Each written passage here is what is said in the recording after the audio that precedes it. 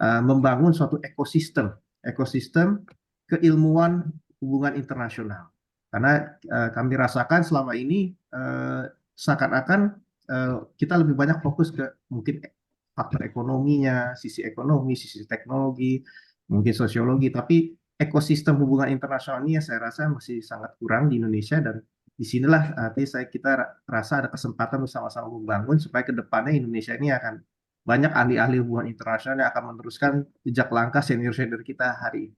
Nah, dari saya segitu aja. Terima kasih udah bergabung semuanya. Saya serahkan kembali ke Mbak Hani ya. Silakan Mbak Hani. Terima kasih.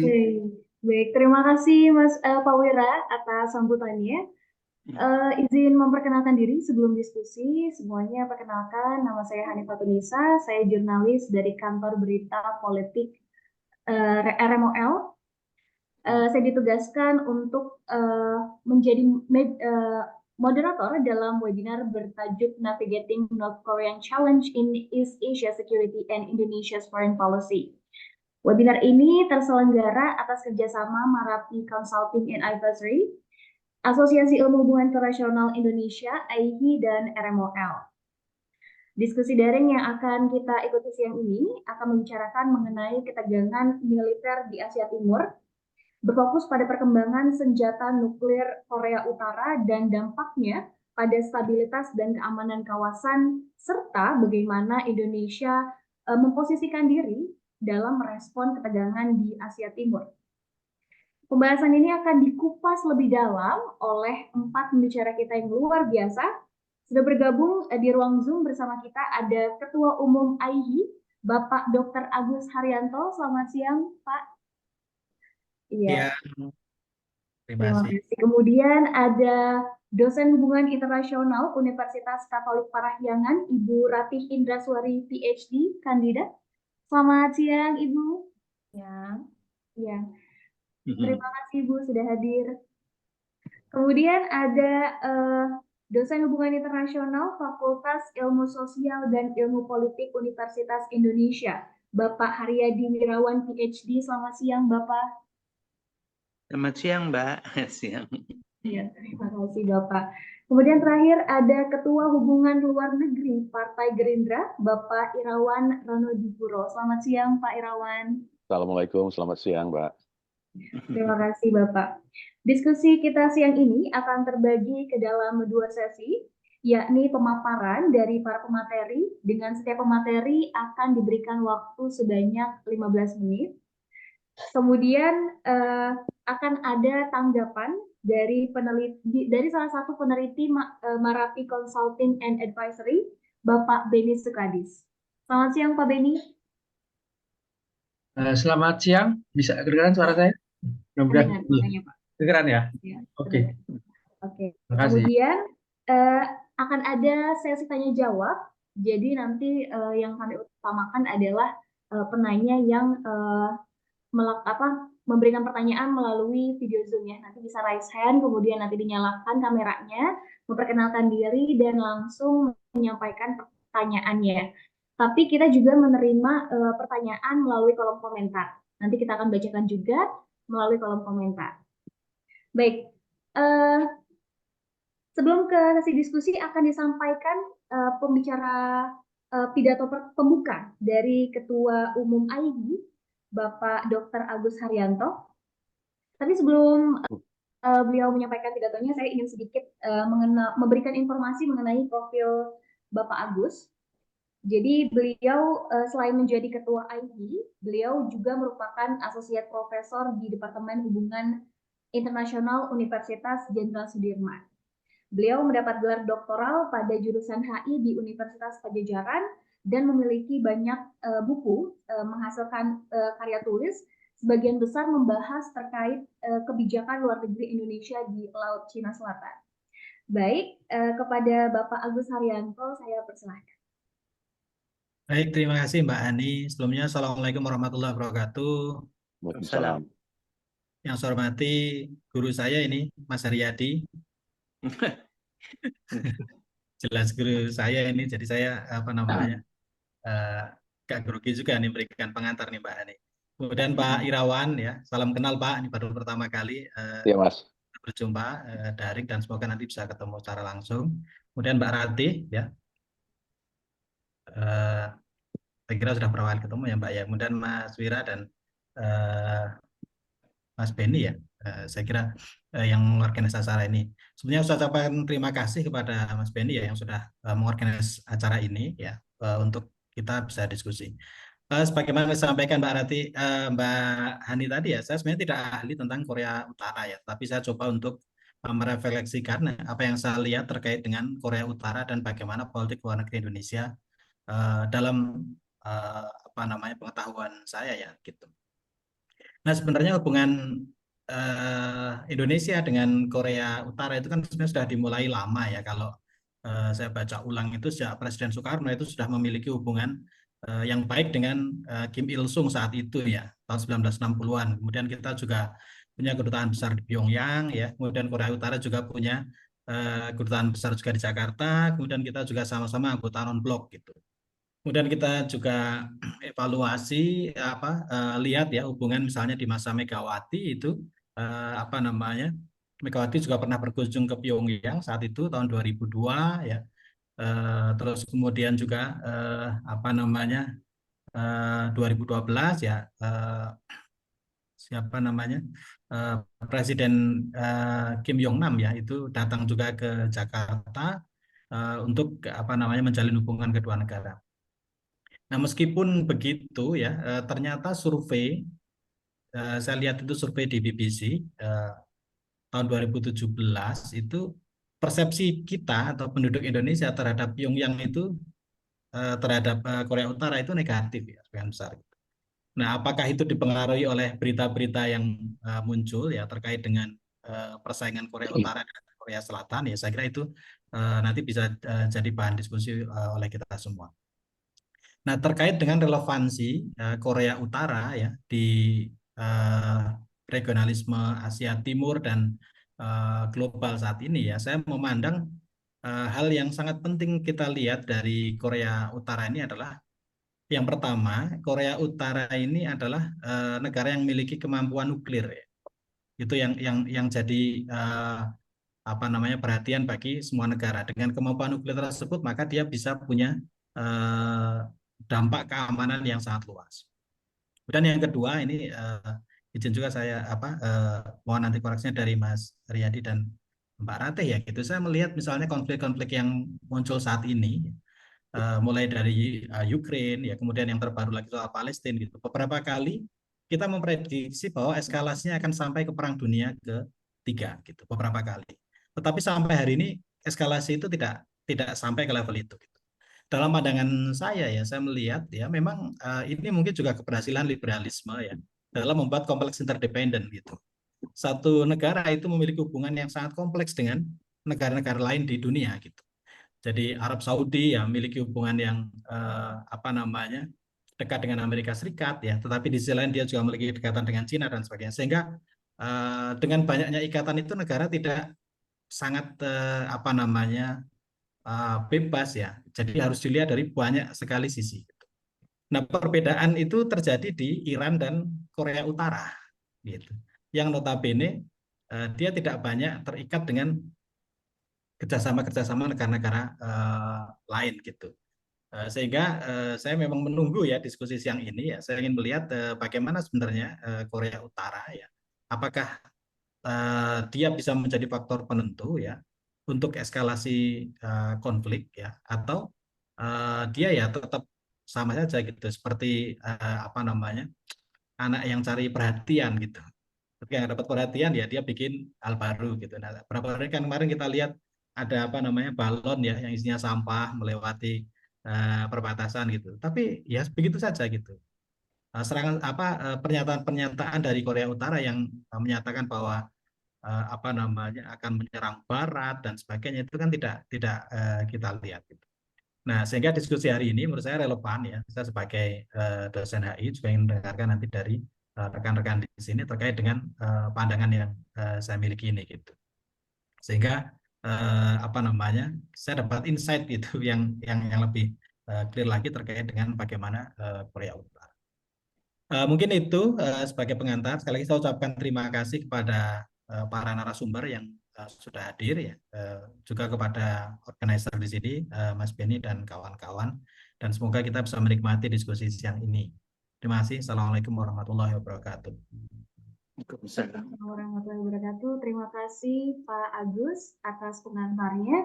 Kita jadi mengetahui apa saja yang perlu kita sorot ya, gambaran mengenai isu Korea Utara ini ternyata memang tidak asing dengan Indonesia karena hubungannya sudah dibangun sejak zaman Soekarno dan sampai sekarang juga berkembang, tetapi pandangan masyarakat Indonesia masih kurang baik melihat perkembangan Korea Utara begitu.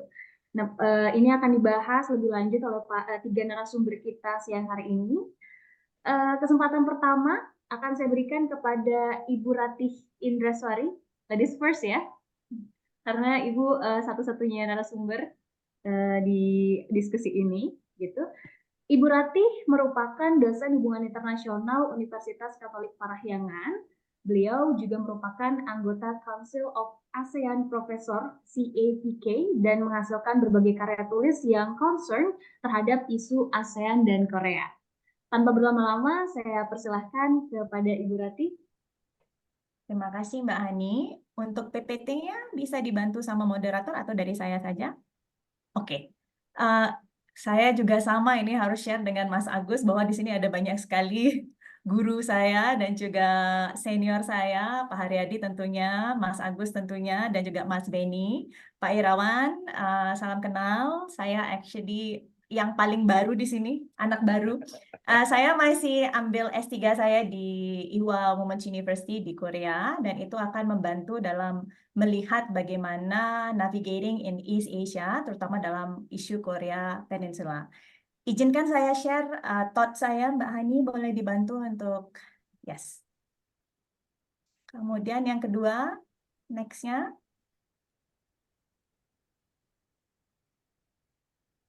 Presentation framework ini biasanya dilakukan oleh anak PhD nih, Bapak-Bapak dan Ibu-Ibu ya. Jadi kita punya semacam presentation framework-nya. Yang pertama adalah ketika kita menganalisis mengenai kebijakan Indonesia, saya ingin melihat melalui satu kacamata, yaitu saya akan menggunakan pendekatan dari Korea Selatan itu tersendiri.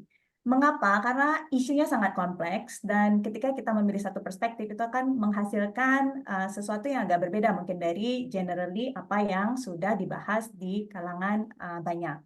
Yang pertama adalah ROK as a point of reference dalam melihat apakah ada kira-kira policy initiative yang bisa dilakukan oleh Indonesia yang bersifat pragmatis. Seringkali ada gap di antara policy atau academician dengan practitioner ketika kita bicara tentang policy recommendation. Adanya ketidakseimbangan ataupun adanya different point of perspective ya ketika kita bicara tentang the availability of foreign policy implementations. Ada 3 goal yang saya ingin dapatkan dari sini. Yang pertama, saya akan melakukan identification dari stakeholder atau interest-nya berdasarkan kacamata dari Republic of Korea itu sendiri. Apa kemudian influence-nya terhadap Indonesia, dan yang terakhir saya akan mencoba untuk men-summarize available policy engagement model. Tentunya ini hanya dalam batasan identifikasi dan academic exercise, dan mungkin nanti Pak Irawan lebih tahu apakah ini adalah sesuatu yang visible untuk dilakukan ketika kita bicara tentang pragmatic engagement of foreign policy of Indonesia. Selanjutnya Mbak Hani. Pertama, saya mengidentifikasikan. Sebenarnya ketika kita bicara tentang North Korea, jauh, 5,5 jam perjalanan yang saya tempuh setiap semester melalui air flight, kita bicara sesuatu yang jauh, sesuatu yang actually kita nggak tahu apa yang ada di sana, is very isolated, tapi sangat apapun pendekatannya ataupun apapun development itu akan mempengaruhi kita di Indonesia. Dan oleh karena itu saya melihat ada 3. Yang pertama core-nya. Core dari Korean Peninsula itu sendiri adalah Korea dan North Korea. Dan setelah itu kita akan baru melihat di luarnya yaitu United States dan Northeast Asia, particularly China, dan on the third level itu adalah Indonesia dan ASEAN. Next. Oke, pertanyaan pertama adalah, this is the 21st century. Apakah ada negara yang sangat-sangat isolated dan will they change? Banyak scholar yang bilang, we believe in development and socialization that eventually yang namanya North Korea akan membuka diri. Will it? my argument di sini adalah probably highly likely not. Kalau kita melihat bahwa dari North Korea missile launch itu semakin tahun itu semakin meningkat. Jadi kita akan melihat bahwa adanya uptrend trajectory di dalam nuclear missiles. Dan sebenarnya under Kim Jong-un itu di tahun 2022 itu mencapai peak-nya. Dan kalau kita lihat lagi, kita tarik ke belakang, dari tahun 1950 itu sudah ada global pressure dari United Nations. Sudah sebanyak 21 United Nations Security Council resolutions yang diberikan ke DPRK. Tapi sampai sekarang, they're still going on. Dan even menariknya adalah Bush axis of evil, North Korea juga sepertinya tidak terkena dampaknya dari sana. Dan kenapa saya bilang ini highly likely not untuk change? Karena ada beberapa isu yang concerning mereka. Yang pertama, very realis kalau kita bicara di tingkat akademik adalah security need. Karena kita melihat lagi adanya history of Korean War di tahun 1950 sampai 1953. Dan Korean War itu belum selesai sampai sekarang. Artinya ada prolonged anxiety and anxiousness di kedua belah pihak, di Korea Utara dan Korea Selatan tentang historical ini saja. Dan outcome dari history itu sangat unik ya, karena North Korea menjadi isolated, menjadi distrust terhadap regional organization or regional countries that surrounding North Korea itself. Yang kedua, adanya ideologi. Ideologi yang terkenal itu adalah Juche atau Songun. Juche itu adalah self-reliant.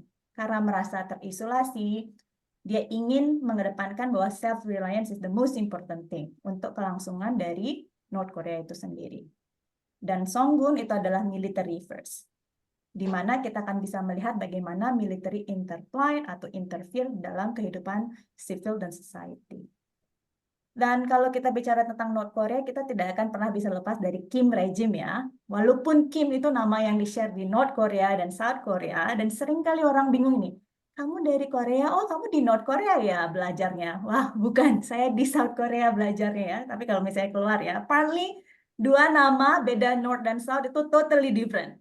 Dari segi politik, ekonomi, dan sosialnya. Dan legitimacy dari pemimpin yaitu Kim regime, Kim Il-sung, Kim Jong-il, Kim Jong-un itu sangat penting. Dan salah satu untuk maintain domestic legitimacy-nya adalah dengan meng-highlight ideologi Juche-nya dan self-reliant-nya in vis-a-vis external power, terutama Amerika Serikat dan Korea Selatan yang dianggap sebagai part of the circle of United States.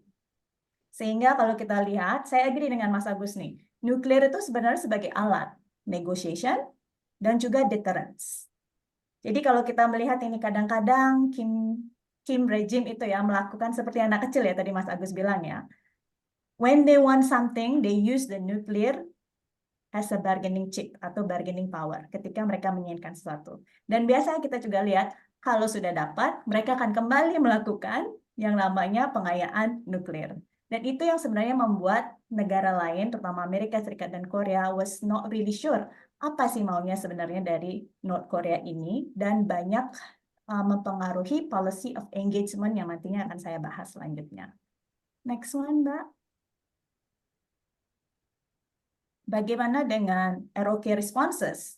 Tentunya sama. Mereka mempunyai anxiousness, prolonged insecurity karena aggressive stand of DPRK dan juga unfinished Korean War. Mereka berdua sama memiliki perasaan yang sama. Sehingga security is primary concern. Ada beberapa kritik yang menyebutkan Korea Utara dibanding Korea Selatan jauh lebih economically well Korea Selatan. Tapi unfortunately, economic growth itu tidak bisa atau unable to offset the security threat. Sehingga regardless economic achievement of South Korea, mereka akan tetap perlu men-sustain alliances dengan United States. Dan ini very clear ketika kita melihat signature foreign policy dari presiden di Korea. Saya hanya mengambil beberapa contoh setelah demokratisasi, fokusnya adalah di North. Kita lihat bahwa Roh Tae-woo dengan North politiknya misalnya, Park Geun-hye dengan NAPCI, Northeast Asia Peace and Cooperation-nya, kemudian Roh Moo-yeon juga dengan Northeast Asia Hub-nya. Dan even Moon Jae-in yang terkenal dengan New Southern Policy, Engagement Toward ASEAN, itu sebenarnya fokus foreign policy-nya itu adalah North, dengan nama North Asia Peace and Cooperation Platform. Dan ini isu North Korea ini tidak hanya digunakan untuk external relation, tapi internal relation juga, terutama digunakan untuk mencapai dukungan of political narrative sepertinya especially ketika earlier of the presidency. Jadi apakah kita mau engage, tidak, itu sangat-sangat mempengaruhi public opinion dan support terhadap political party di Korea. But generally kalau kita lihat, South Korea itu sebenarnya menginginkan leading role di dalam menentukan situasi dan kondisi di Korean Peninsula. Dan yang saya lihat juga, role itu bisa tercapai jika ada kemampuan untuk mempressure North Korea untuk bergerak ke arah yang diinginkan. Next, Mbak. Bagaimana dengan US? US foreign policy, kalau kita lihat Korea dengan South Korea dengan North Korea, pasti selalu ada United States. United States foreign policy ke dalam hubungan dengan ROK dan DPRK itu oscillating dari dovish dan hawkish. Mereka selalu berpindah-pindah. Bahkan dalam satu presidensi, contohnya Clinton, itu mereka menunjukkan satu yang hampir war, tapi in the end of Clinton administration melunak menjadi. Tapi generally approach-nya sama. Mereka ingin yang namanya North Korea itu adalah following international law, ada reciprocity dan ada multilateral. Dan hal yang sama juga di-share oleh Korea Selatan. Mereka selalu berada di dalam struggle antara retaining US support dan juga adalah engagement dengan DPRK. Dan ini itu sangat distinct ketika kita melihat the differences of political party di Korea Selatan. Biasanya presiden yang datang dari Liberal Party, they are more keen on engagement. Kita bisa lihat sunshine policy. Tapi yang dari konservatif, mereka prefer non-engagement atau lebih reciprocity. Artinya Korea Utara harus melakukan X untuk mendapatkan X. Sementara engagement policy lebih kepada memberikan separating the political and economic issues. Mbak Hani, boleh?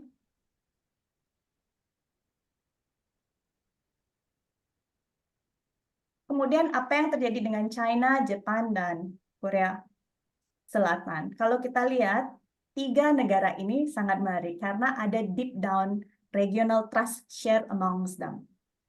China separate their economic and security relationship dengan Korea, dan mereka punya yang namanya historical distrust, terutama ketika Korea merupakan selalu dianggap vassal state of China. Tapi Korea melihat China itu diperlukan karena the only DPRK allies, dan juga China memerlukan yang namanya North Korea as a buffer zone. Tapi kita bisa melihat bahwa Chinese government, they are increasingly irked by Korea Utara ya, behavior yang kayak anak kecil dan selalu melakukan yang namanya nuclear test. What about Japan? Japan, Korea, dan US itu berada dalam satu circle yang lebih mirip. Tapi sebenarnya kalau kita lihat, bukan US tapi Jepang dan Korea Selatan itu sendiri mempunyai historical distrust as well, yaitu isu comfort woman dan isu World War II. Jadi inilah the deep-seated distrust di regional inilah yang menyebabkan tidak adanya regional security platform yang bisa memberikan pressure more terhadap North Korea. Jadi kalau kita lihat dari kacamata institution, kita melihat North Korea issue selalu dibahas di multilateral level, baik itu 4, 6, ataupun IRF. Selanjutnya, Mbak. Dan di mana Indonesia bertempat di sini?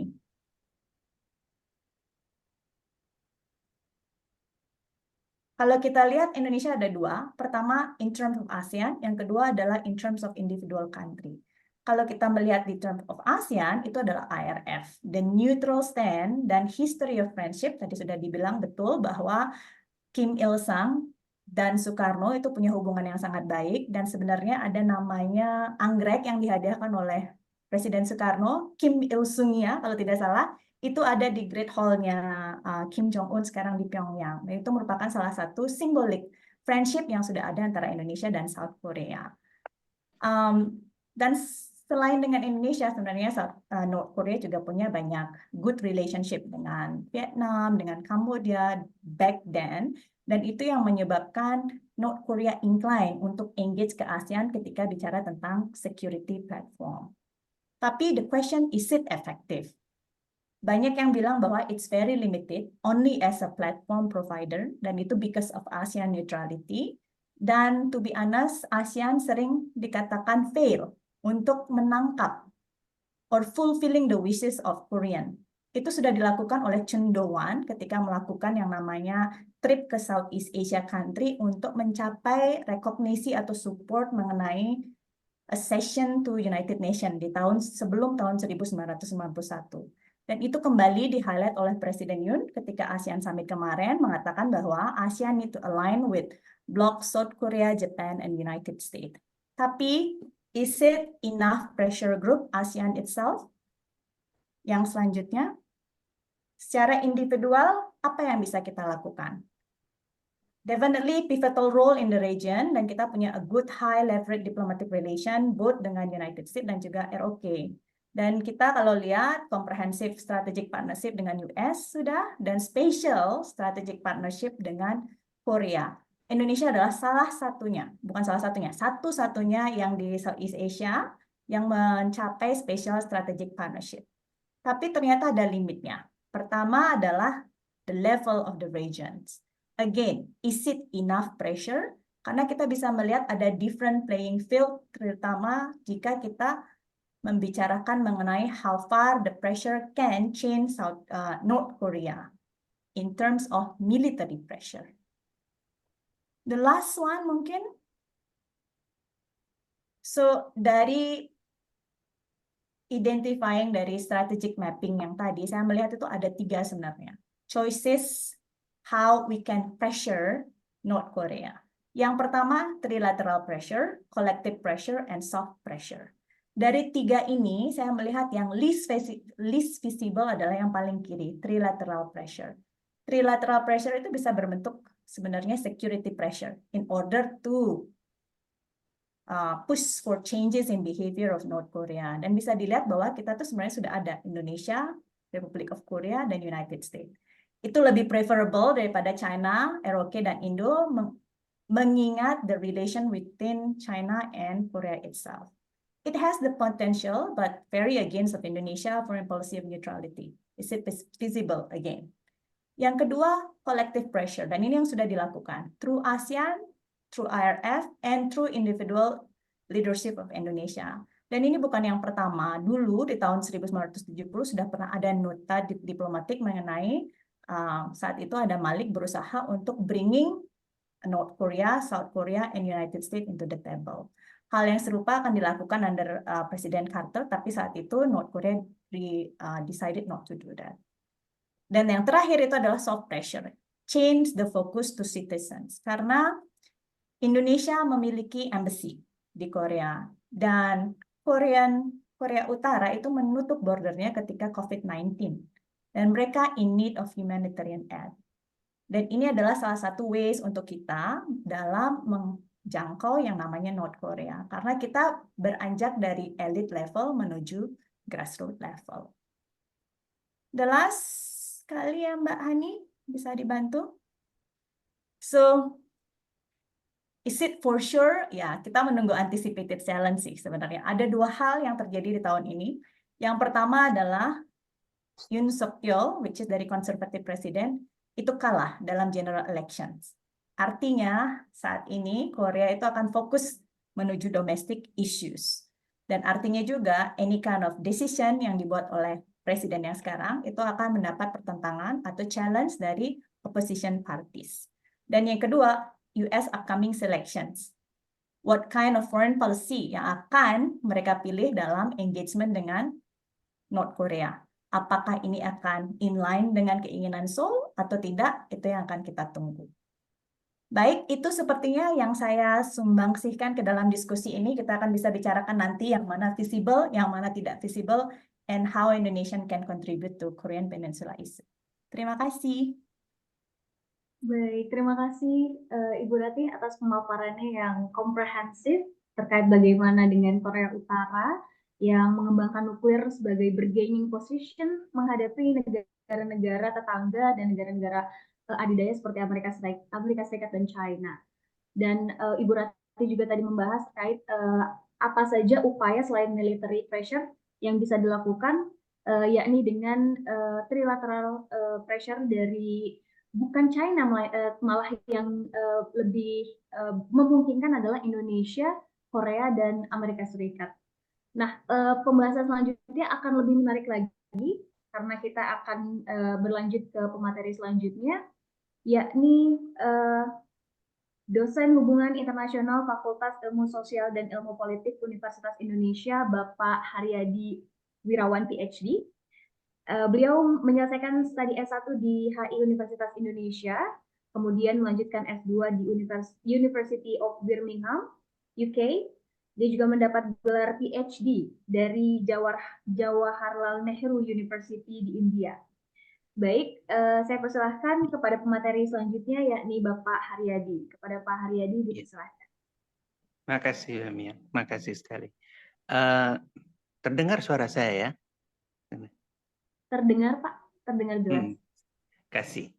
Ya, pertama-tama mungkin saya akan jelaskan bahwa latar belakang saya nggak ada sama sekali mengenai Korea ya. Dan hal itu menjadi hal yang sedikit kurang dalam upaya kita mempresentasikan hari ini masalah Korea. Tetapi secara pengalaman saya sebenarnya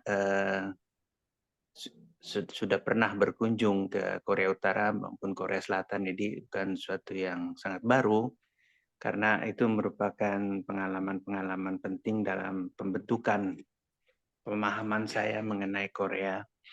Ya, tapi yang saya tidak bikin satu catatan khusus, tapi catatan saya yang apa namanya, catatan betul-betul catatan yang akan membahas sedikit masalah yang akan saya bawakan sekarang.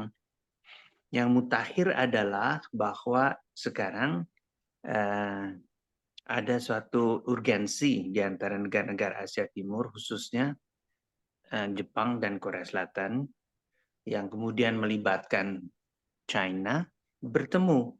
Yang terakhir sekali itu antara Perdana Menteri China Li Qiang, Perdana Menteri Jepang Fumio Kishida dan Presiden Korea Yoon Suk Yeol di Seoul membicarakan masalah antara lain adalah perkembangan di Korea Utara.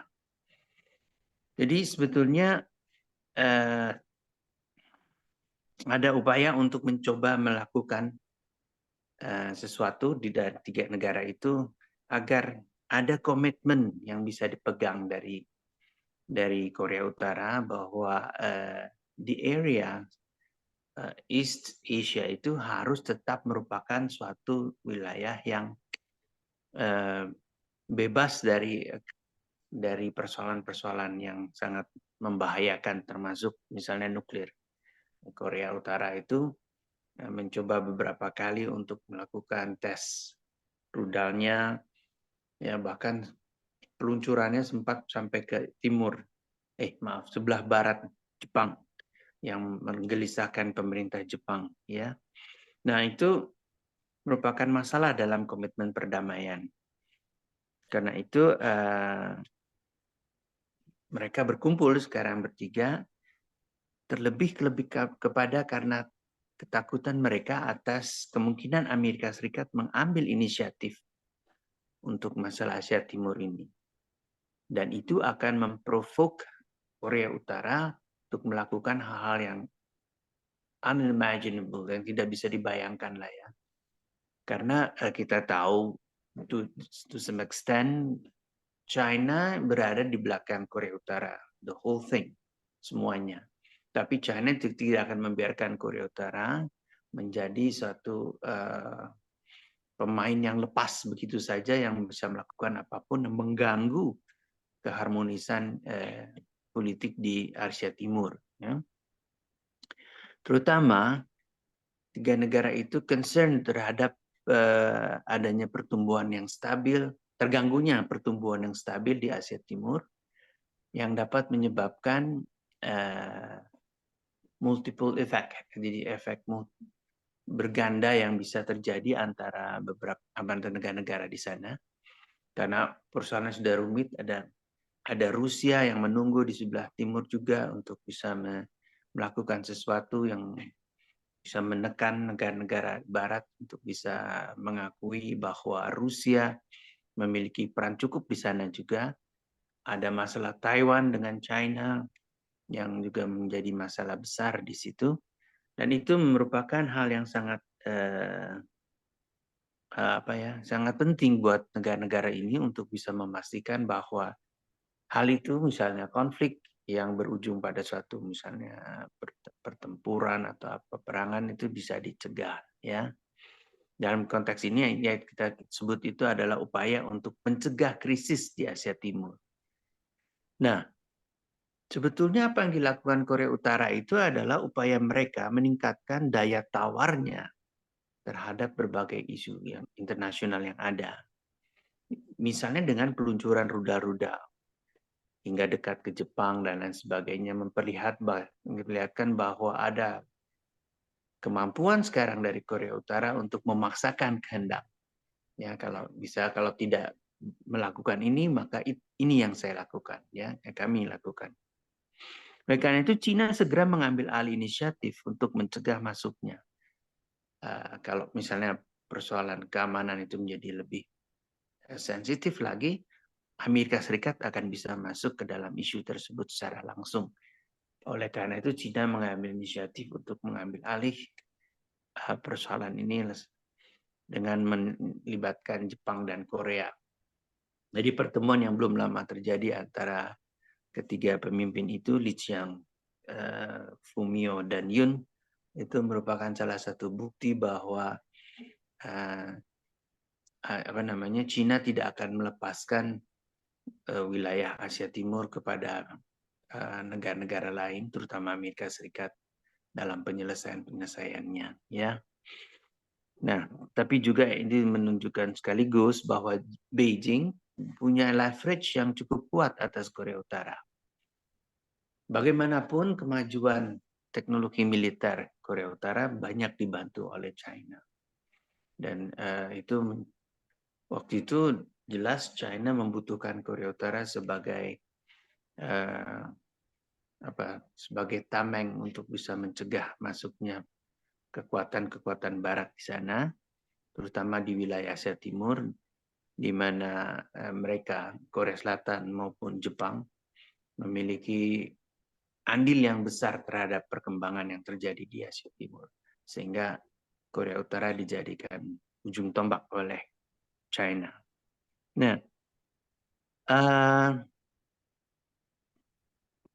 ya tadi saya sebut tadi mengenai adanya keinginan Korea Utara untuk berpartisipasi dalam masalah keamanan Asia Timur dengan meluncurkan roket ke arah Jepang. Tapi juga memang sebetulnya Korea Utara di bawah Kim Jong-un sekarang mempunyai semacam politik luar negeri yang lebih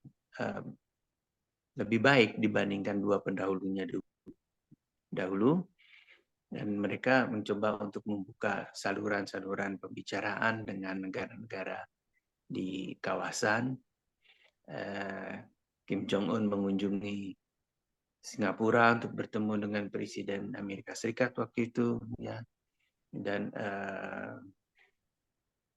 juga berbagai hal di mana Korea Utara menyatakan keinginannya untuk ikut membantu terjadinya perdamaian di dunia ini, ya. Karena itu peluncuran rudal Korea Utara itu sebetulnya adalah upaya konkret dari upaya meningkatkan daya tawar Korea Utara terhadap dalam diplomasinya untuk meningkatkan partisipasi Korea Utara dalam dunia internasional.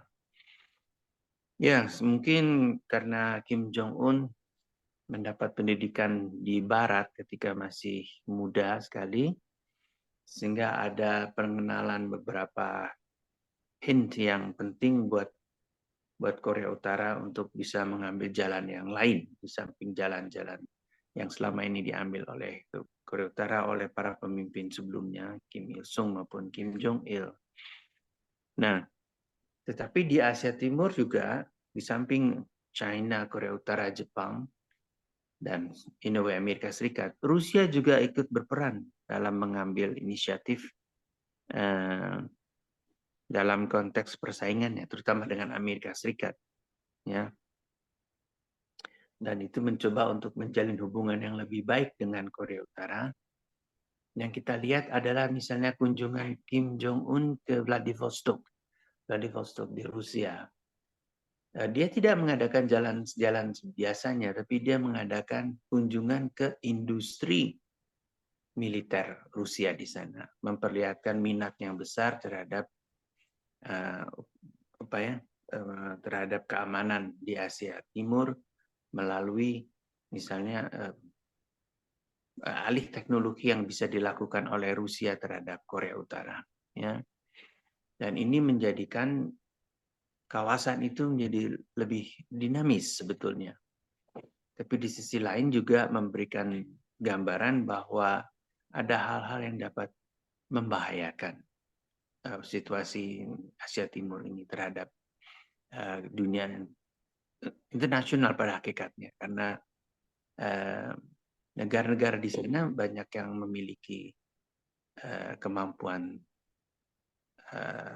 nuklir, ya, walaupun tidak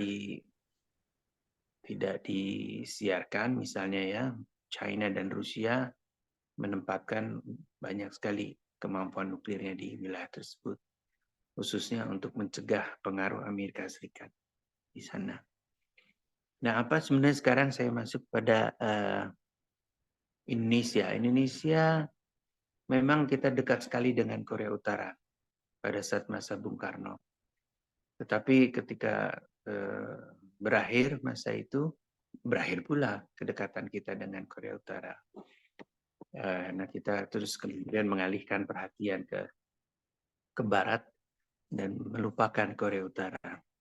Tetapi ada kecenderungan sejak Presiden Megawati itu untuk kembali mencoba menggeser pendulum ke tengah lagi, dan misalnya ditandai dengan kunjungan beliau ke Pyongyang beberapa waktu lalu. Isinya adalah kembali mencoba untuk mempererat hubungan antara kedua negara, ya. Jadi apa yang dilakukan oleh Kim Jong Un selama ini adalah sebetulnya ingin menaikkan leverage, semacam daya tawar dalam percaturan di Asia Timur. Karena kalau ditinggal oleh negara-negara lain, maka Korea Utara tidak mempunyai prospek yang cukup baik untuk bisa meningkatkan kemampuan internasionalnya di kawasan tersebut. Satu. Kedua juga adalah bagian dari kebijakan Kim Jong-un untuk memperlihatkan bahwa Korea Utara masih merupakan negara yang bisa diajak berunding untuk menentukan masa depan wilayah itu, ya. Jadi tidak selalu merupakan ancaman bagi Korea Selatan, Jepang ataupun yang lain. Tentu saja China masih berperan besar dalam upaya untuk menjaga bahwa Korea Utara tidak out of hand di sana, sehingga melakukan hal-hal yang buruk untuk kawasan. Saya pikir itu aja dulu yang bisa saya sampaikan pada ini. Terima kasih, Mbak Hani. Baik, terima kasih Pak Haryadi atas pemaparannya. Sangat-sangat luar biasa ya. Beliau menyoroti terkait dengan bahwasannya peningkatan persenjataan nuklir Korea Utara itu dilakukan untuk bergaining position, tetapi setelah kepemimpinan Kim Jong Un, arah kebijakan politiknya lebih lunak dengan bagaimana Kim Jong Un melakukan perjalanan ke berbagai negara seperti Rusia, Singapura, dan itu ingin menunjukkan bahwasannya Korea Utara bukan sebagai ancaman ya, tetapi mereka juga menunjukkan bahwasannya mereka bisa diajak bekerja sama gitu.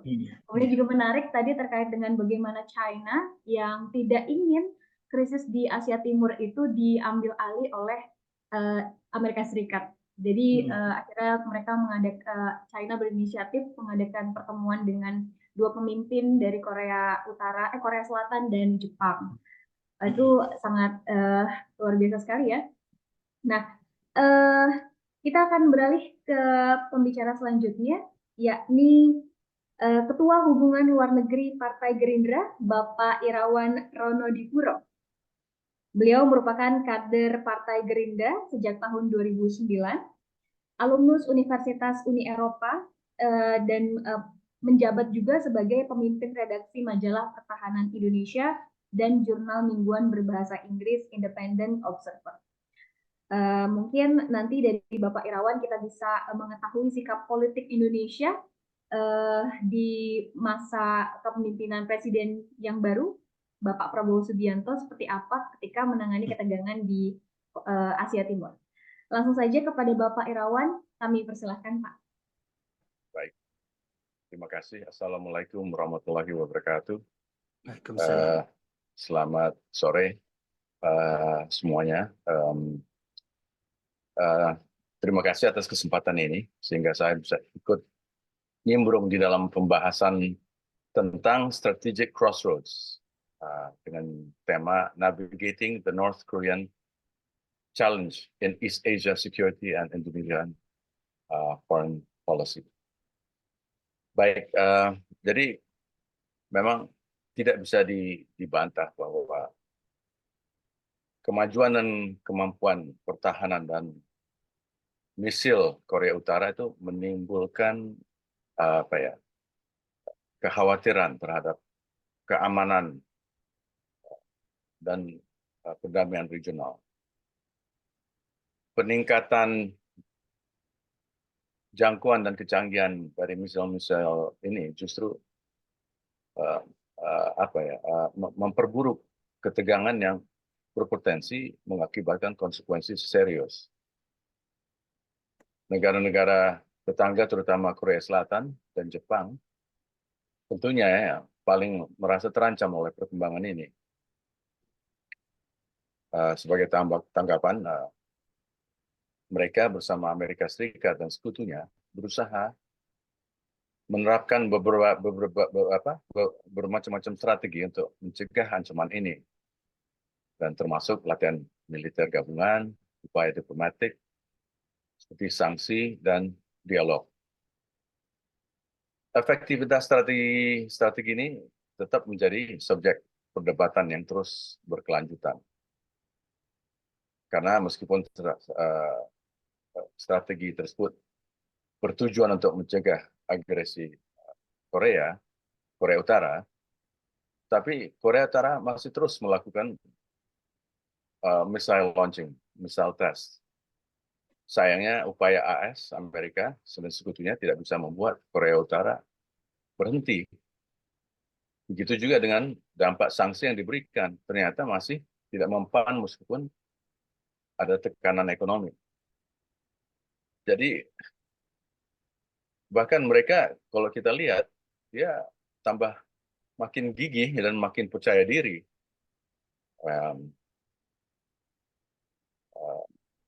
Jadi ini juga menjadi salah satu inspirasi Presiden pertama kita, Soekarno. Dia November 1964, dia berkunjung ke DPRK, menemui Kim Il-sung, dan Soekarno melihat negara yang sebegitu kecil, dengan populasi segitu kecil, tapi mandiri gitu. Jadi itu menjadi suatu inspirasi justru untuk Soekarno. Dan di dalam memoir almarhumah Rahmawati Soekarno Putri, dia pernah menulis bahwa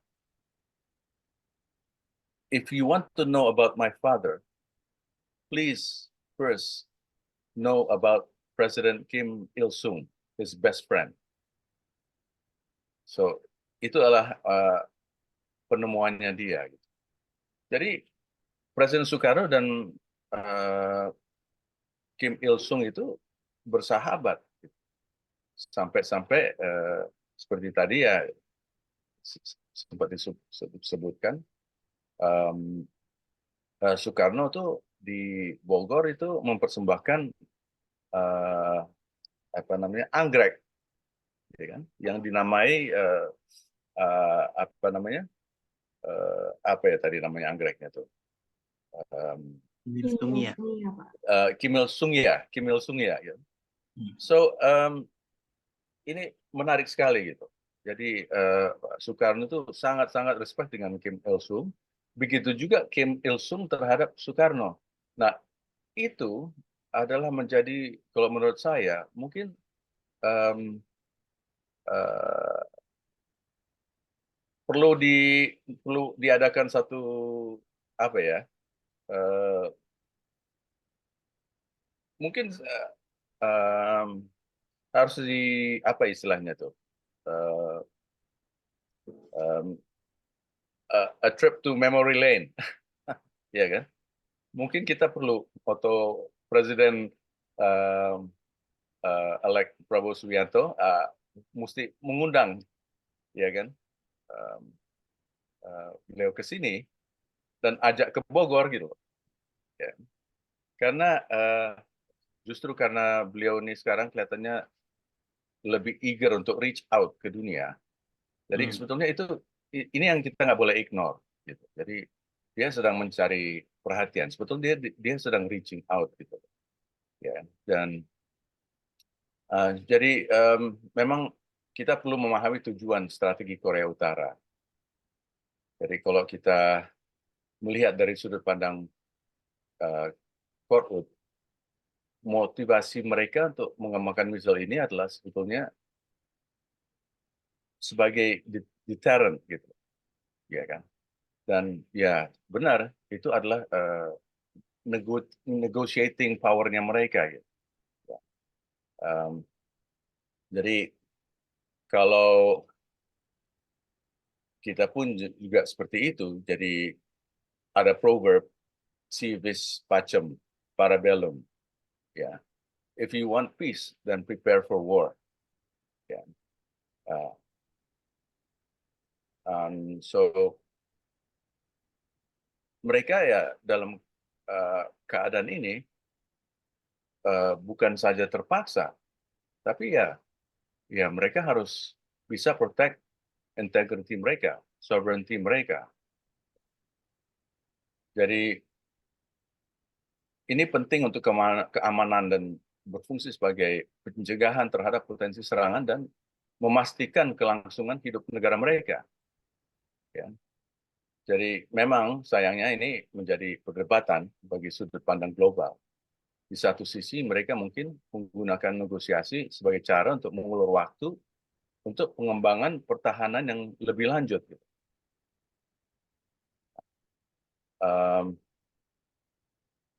Dinamika antara Korea Utara dan Korea Selatan adalah faktor yang signifikan yang bisa mempengaruhi strategi perkembangan misil Pyongyang.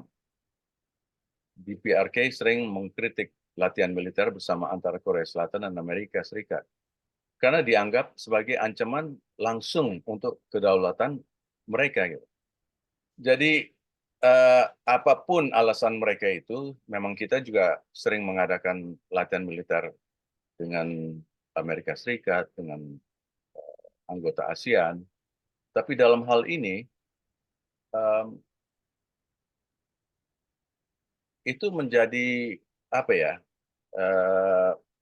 agitation untuk Korea Utara, gitu. Jadi mungkin ya tujuannya ya ada juga show of force, gitu. Ya. Nah, so apakah kita harus lalu dengan menggunakan cara yang keras, gitu? Sebab apa istilahnya, kalau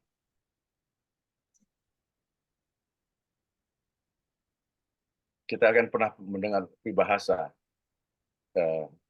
siapa yang menanam dia yang menuai. Jadi ini adalah respons mereka tuh, ini sebetulnya respons terhadap apa yang mereka merasakan. Jadi latihan militer ini kan mereka lihat sebagai ancaman, ya kan? Dan juga sebagai bagian dari pola permusuhan yang lebih luas yang membuat Korea Utara terus mengembangkan militernya sebagai langkah defensif. Gitu. Akhirnya ketegangan ini semakin meluas ke area-area lain sehingga memperrumit situasi dan menghambat justru upaya perdamaian dan stabilitas kawasan. Jadi persepsi ancaman ini justru memicu siklus pro dan kontra, di mana tindakan defensif masing-masing pihak dilihat sebagai sikap agresif oleh pihak lain gitu. So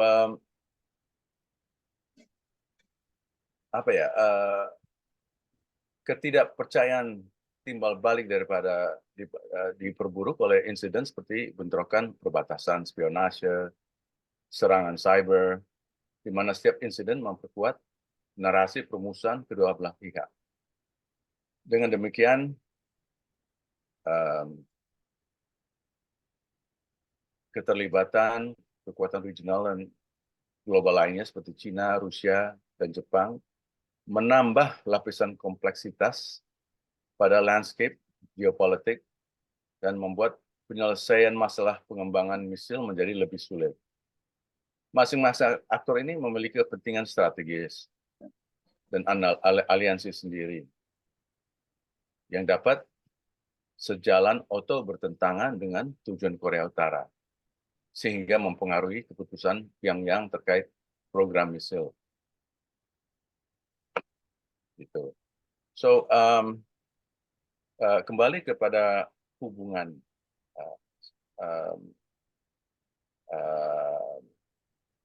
saya kira kita harus balik lagi kepada sejarah, karena Kim Song Il itu sangat-sangat dekat dengan Bung Karno.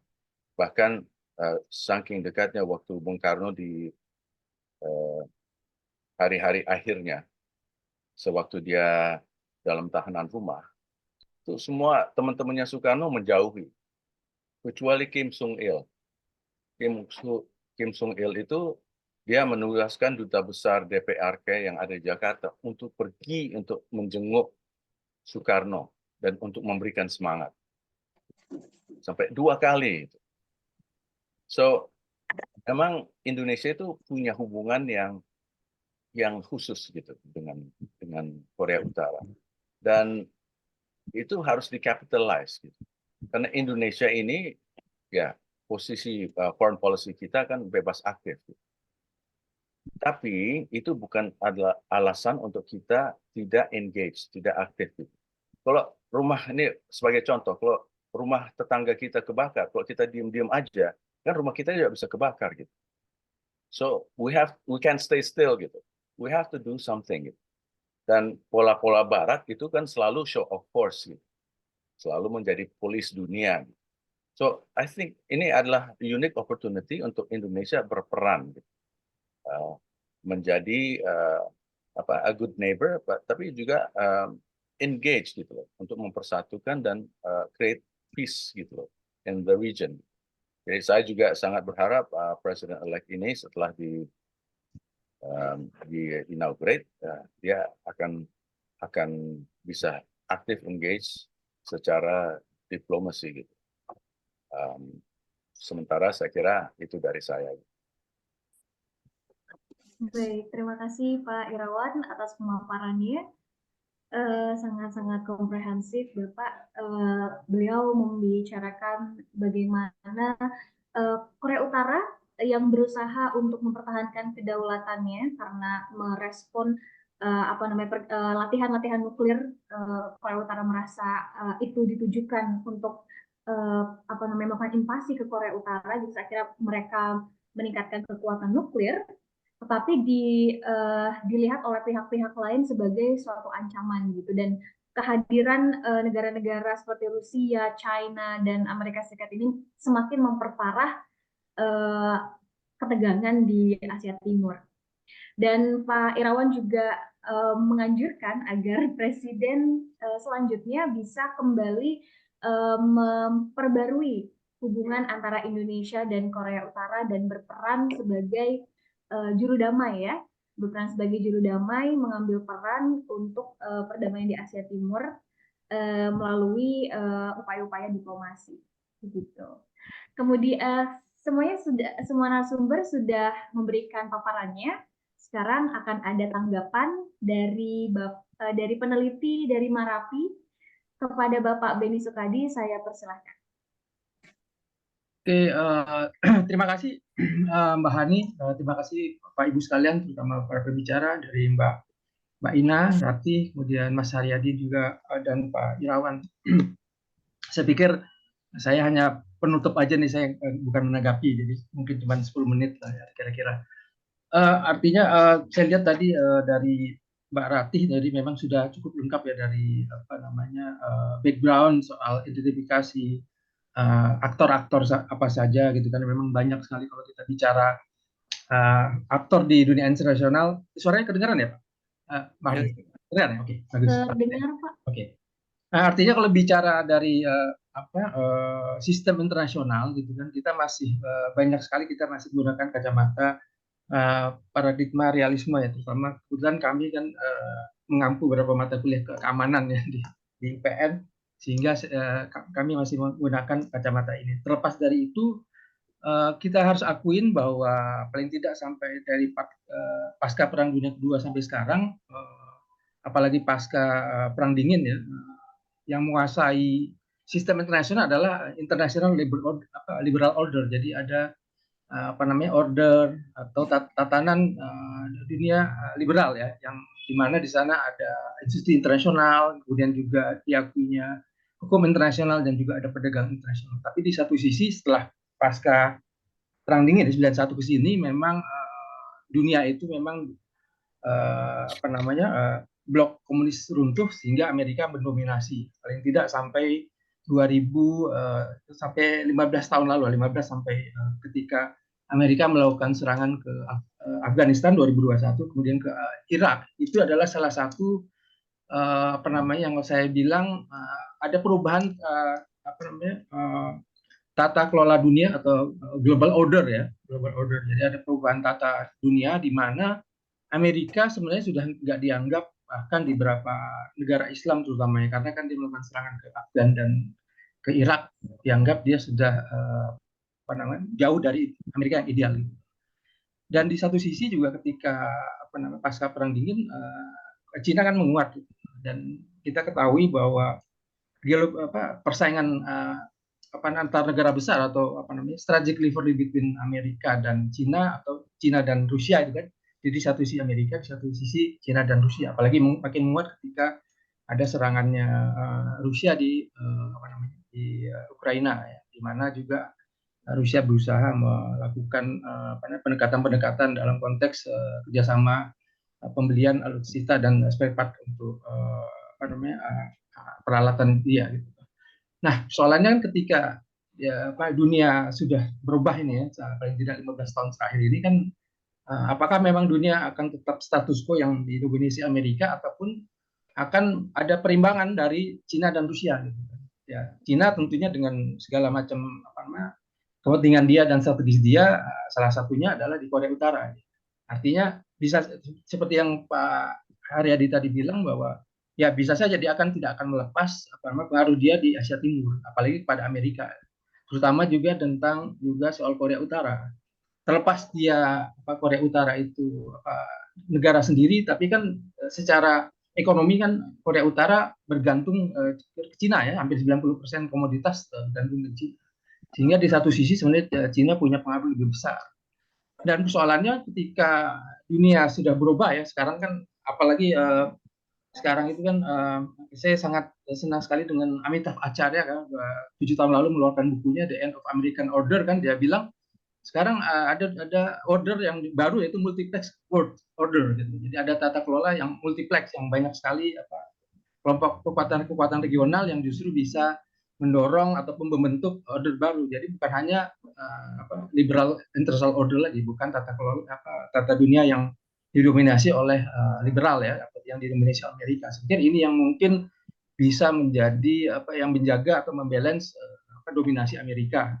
Selain bisa juga dia multi-track world order, terutama di ASEAN yang dipimpin oleh Indonesia, adalah bisa mendorong adanya satu perubahan tata dunia baru. Nah, persoalannya kira-kira tadi kan Mbak Rati, Pak Haryadi, dan Pak Irawan juga sudah menyatakan bahwa Indonesia seharusnya punya peran. Saya sepakat semua bahwa Indonesia punya peran.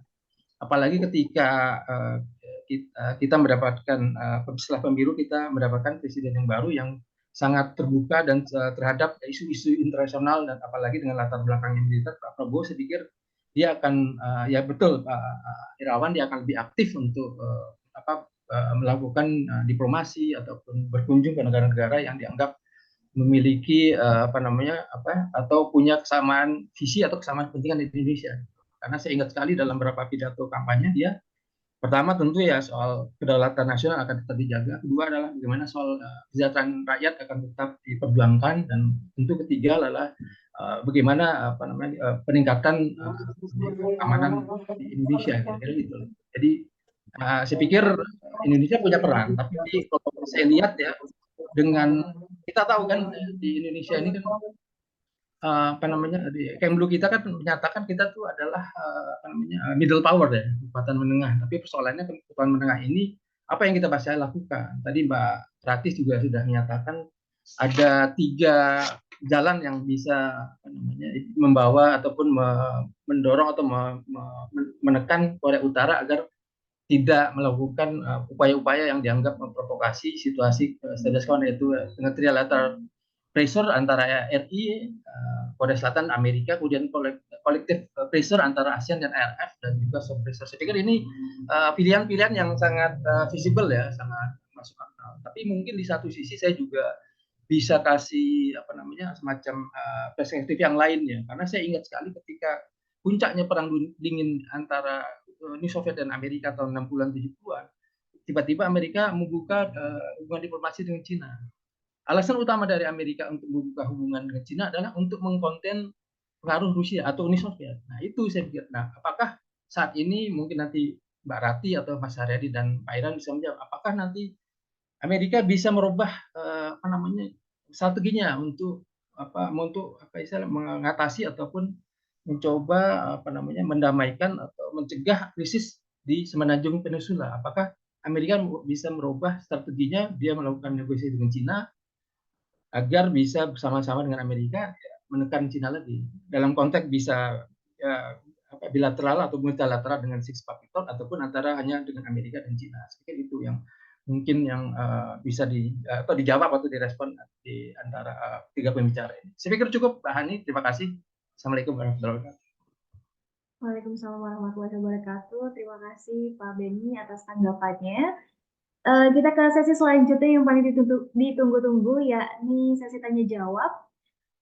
Bisa langsung raise hand kalau ada yang ingin ditanyakan. Oke, di sini ada M. Kamil Givari. Silakan, operator, mungkin bisa dinyalakan mic-nya. Baik, Silakan. terima kasih moderator. Saya Muhammad Kamil Givari, salah satu kolega dari Bapak Beni Sukendis, turut mengajar ilmu hubungan internasional di UPN Veteran Jakarta. Yang sebenarnya ingin saya tanyakan, saya coba tunjukkan kepada dosbing saya dulu S2 Bapak Haryadi Wirawan yang saya hormati. Pertanyaan saya adalah secara personal menurut Mas Haryadi, kira-kira apa harapan kita sebagai akademisi hubungan internasional pada pendekatan luar negeri kita nanti? Karena yang perlu kita ketahui adalah sepertinya kok ada spektrum yang saling bertolak belakang gitu. Andai kata doktrin bebas aktif itu kita harus pakai, implementasi yang kira-kira bisa kita gunakan itu seperti apa ya, Mas? Mungkin Mas Haryadi punya 1-2 usul mungkin ya, Mas ya, atau yang mungkin bisa menjadi ide atau eh, logika awal kita dalam berperilaku ya, dalam tanda kutip, di Asia Pasifik. Sekian dari saya. Terima kasih banyak, moderator. Baik, terima kasih Pak Kamil. Saya persilahkan langsung kepada Bapak Haryadi untuk menjawab. Mohon maaf, Bapak suaranya mic-nya masih di mute.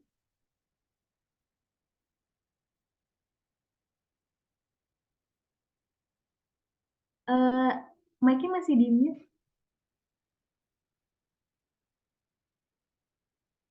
Iya, Sudah iya, dengar?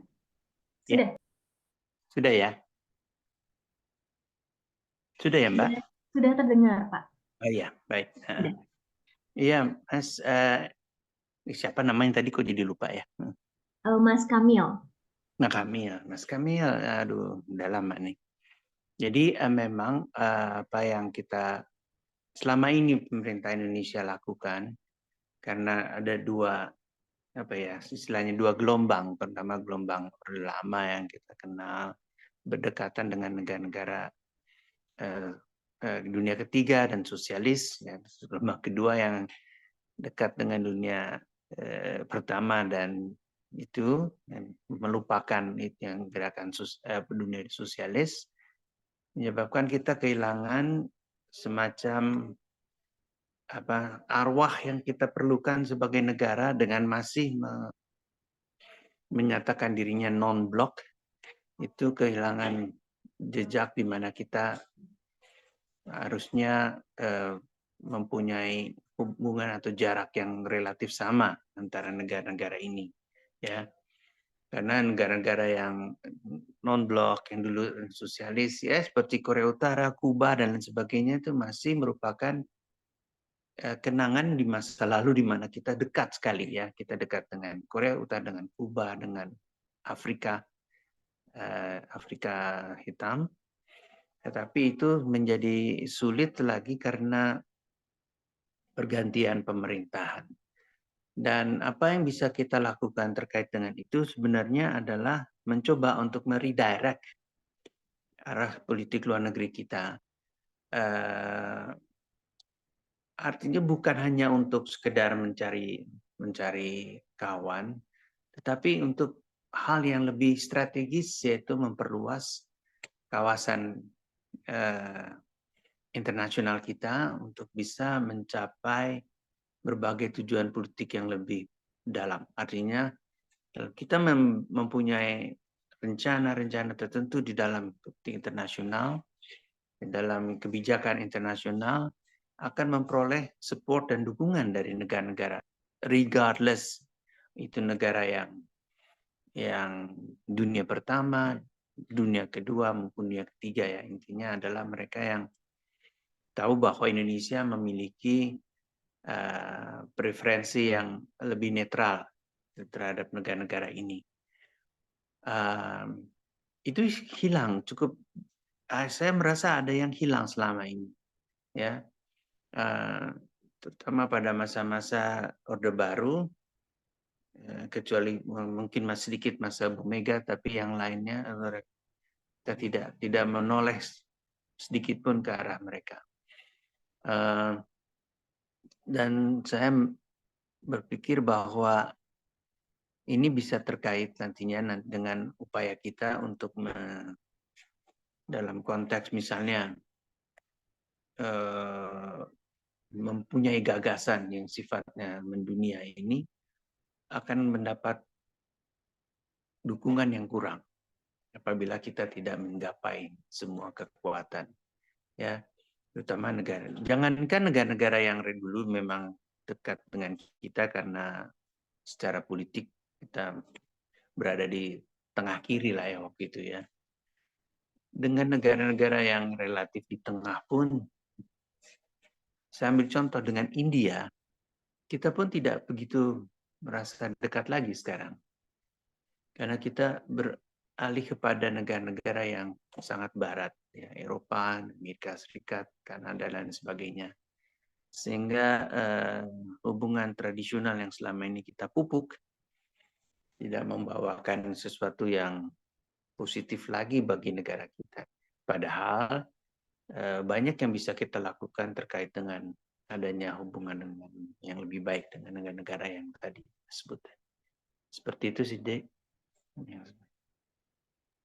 Baik, terima kasih Pak Haryadi. Mungkin dari panelis lain ada yang ingin berpendapat terkait dengan kebijakan luar negeri Indonesia.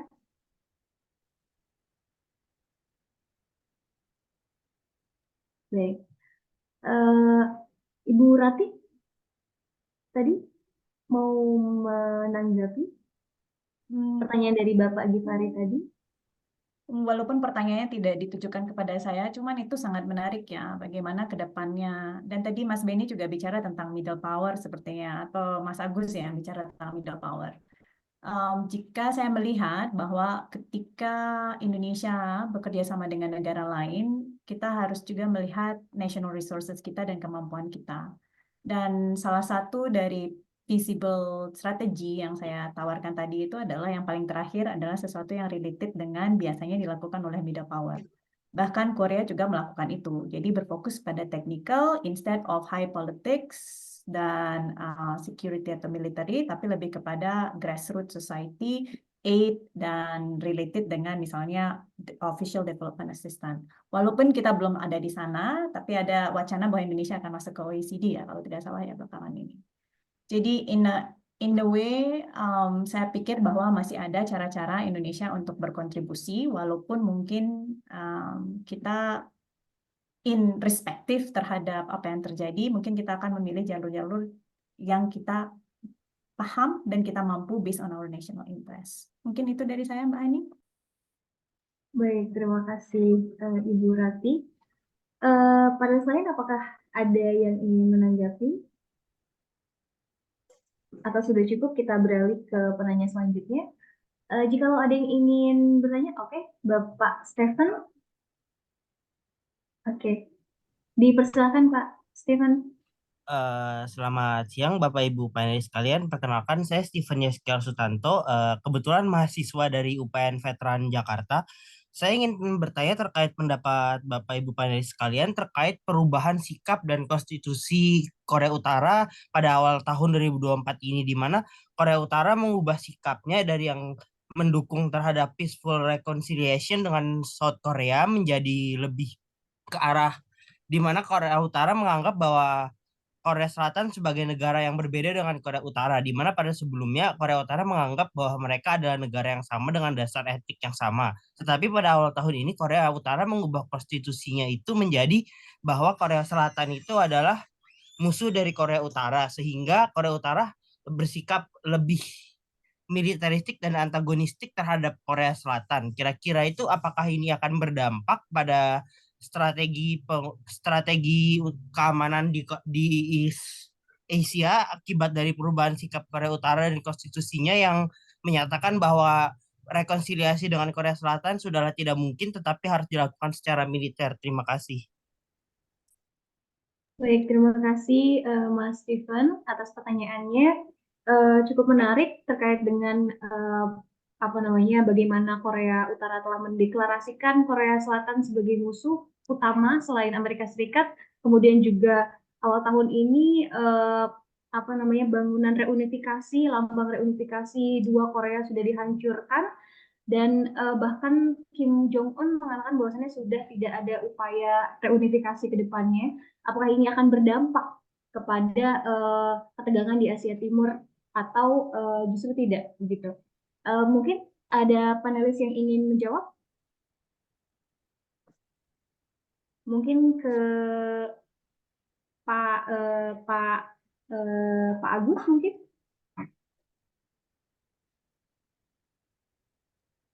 Saya nggak ahli tentang Korea Utara itu berbahaya. Saya kira lebih tepat ke Mbak Rati itu. Baik, Ibu Rati. Terima kasih. Kalau kita bicara perubahan, sebenarnya itu bukan sesuatu yang hal baru.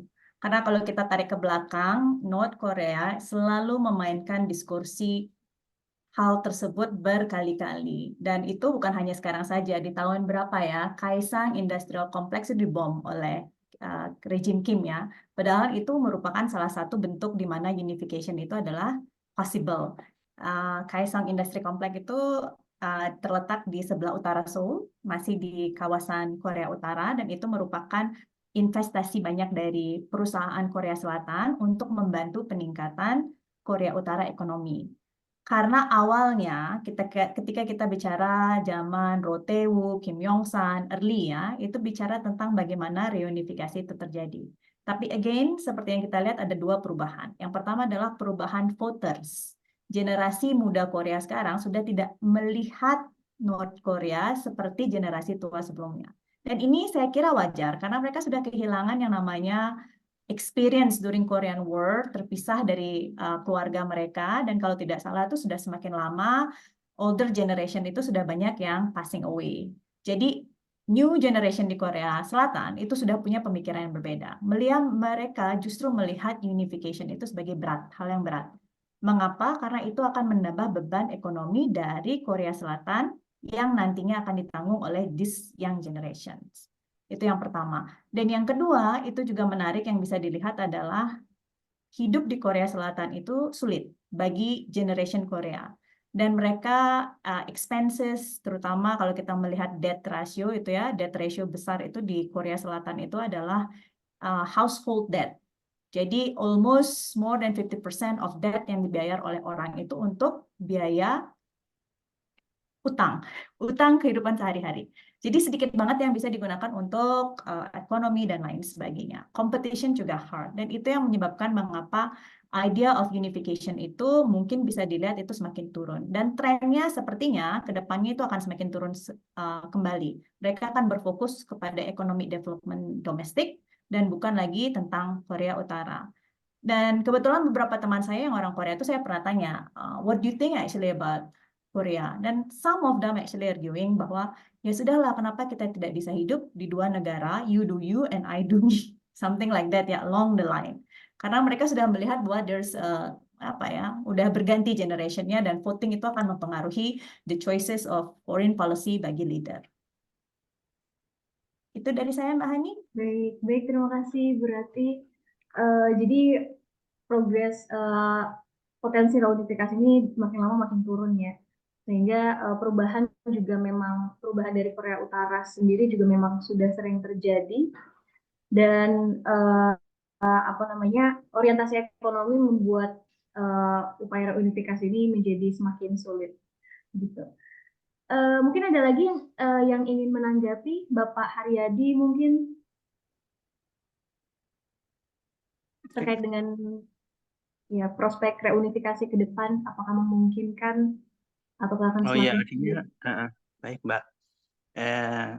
Secara umum sebetulnya prospek ini sangat kecil ya, karena tadi disebut juga oleh Mbak bahwa ada kenyataan mereka mencoba untuk melihat bahwa ini adalah their own fate, bahwa mereka memang harus terpisah.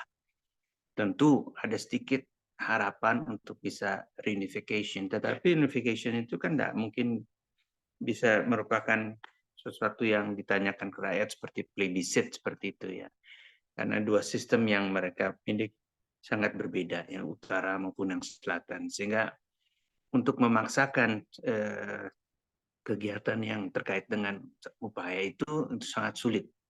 Karena itu memang tadi disebutkan pentingnya pemahaman bahwa dua negara ini adalah negara-negara yang memang sudah memiliki jalannya masing-masing. Artinya Korea Selatan maupun Korea Utara selalu memacu peningkatan kemampuan ekonominya dan segala macam for their own sake, itu tidak lagi untuk memikirkan apakah negara ini mau bersatu atau tidak lagi seperti itu.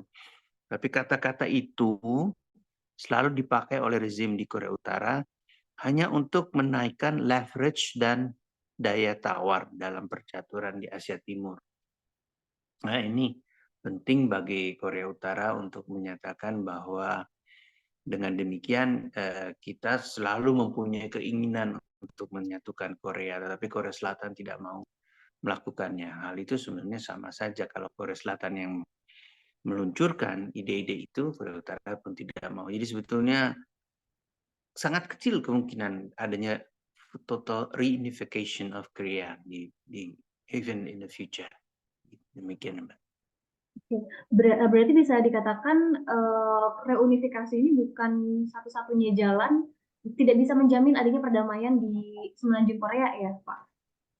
Iya, Meskipun sudah betul, tercapai. karena divisionnya is too deep, ya, pembagian mereka terpisah sudah semakin jauh, kecuali misalnya rezim di utara tumbang, entah gimana caranya, tapi tumbang itu baru bisa ada kemungkinan untuk bisa reunifikasi. Otherwise, hal itu tidak mungkin terjadi.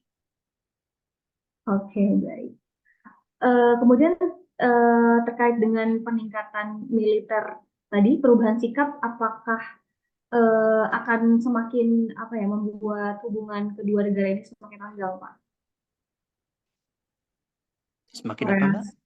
Korea Selatan dan Korea Utara semakin merenggang. Maksudnya sikap permusuhan yang semakin dikuatkan oleh Kim Jong Un tadi.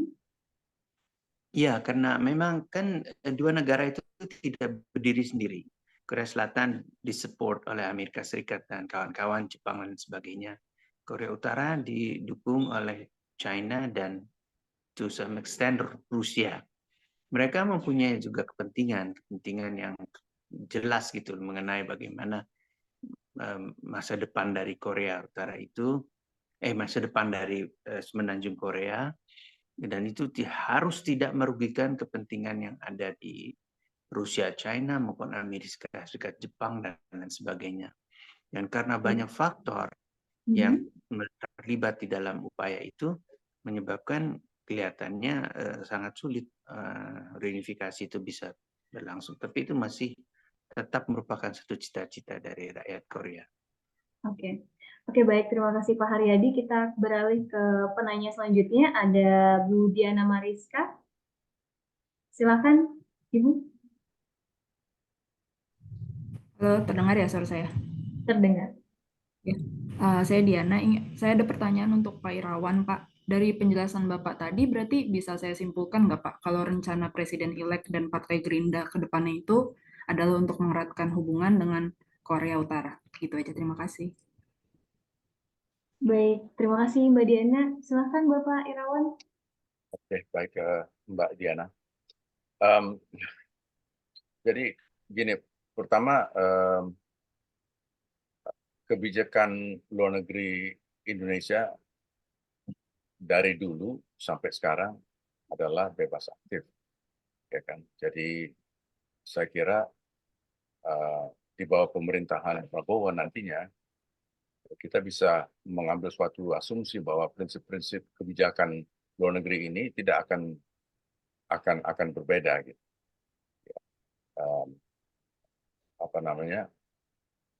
Jadi ya pendekatan diplomatik dan terhadap konflik internasional ini secara historis, ya kan, kita mendukung perdamaian, stabilitas dan dialog dalam hubungan internasional. Nah, jadi saya bisa katakan sudah pasti di bawah pemerintahan Prabowo kita akan mempertahankan sikap ini. Jadi kita akan menekankan solusi diplomatik, negosiasi damai, dan kerjasama multilateral di dalam menangani masalah-masalah di semenanjung Korea.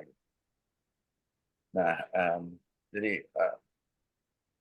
sering sekali Pak Prabowo selalu di dalam pidatonya, baik di dalam negeri maupun luar negeri, dia selalu memegang satu filosofi bahwa 1,000 friends are too few, one enemy is too many. Jadi itu adalah pegangan prinsip-prinsipnya Pak Prabowo. Jadi tidak khususnya untuk Korea Utara, tapi untuk dunia, untuk regional, gitu. Jadi seperti kita lihat Pak Prabowo sangat giat untuk melakukan kunjungan-kunjungan military diplomacy, gitu, karena beliau kan Menhan. Saya pastikan nanti apabila Pak Prabowo sudah inaugurate menjadi presiden, dia akan gigih untuk melakukan kunjungan-kunjungan diplomatis untuk menjalin kerjasama bilateral, multilateral gitu.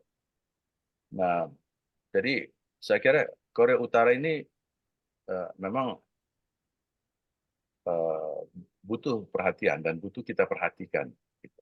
Dan mengajak mereka untuk ikut berperan, mengambil satu peran di dalam menjaga stabilitas regional gitu. Dan kalau mereka ikut, dan mereka akan merasakan bagian dari the region gitu, ya kan? Dan mungkin kalau mereka ditanggapi dan dianggap, mungkin mereka akan berubah sikapnya. So, jadi kita memang harus engage gitu. Jadi tidak spesifik ke Korea Utara, tapi semua negara gitu, kita harus menjalin hubungan untuk create peace in the region. Kurang lebih seperti itu dari saya. Baik, terima kasih Pak Irawan. Mungkin ada tanggapan lagi dari panelis yang lain terkait dengan bagaimana kebijakan Bapak Presiden selanjutnya. Oke, mungkin kita lanjut ke pertanyaan selanjutnya ya. Apakah masih ada yang ingin ditanyakan dari para audiens? Bisa langsung raise hand.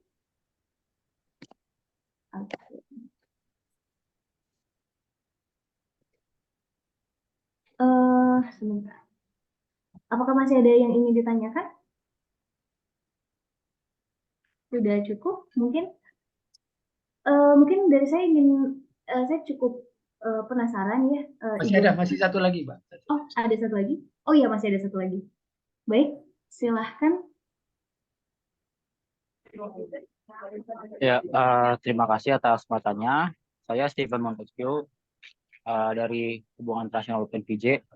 Ada satu pertanyaan. Waktu itu saya pernah membaca artikel ilmiah, suatu artikel ilmiah melihat relevansi Korea Utara dan Quad. Cuma saya udah lupa argumennya seperti apa seperti itu. Nah, kira-kira bagaimana Korea Utara melihat Quad sebagai Quad ini kan sebagai kerjasama ya, bersama multilateral gitu kan. Nah, bagaimana Korea Utara melihat hal tersebut gitu? Terima kasih. Baik, terima kasih Pak Stephen. Mungkin ada yang ingin menjawab dari tiga panelis? Bisa langsung di open mic-nya.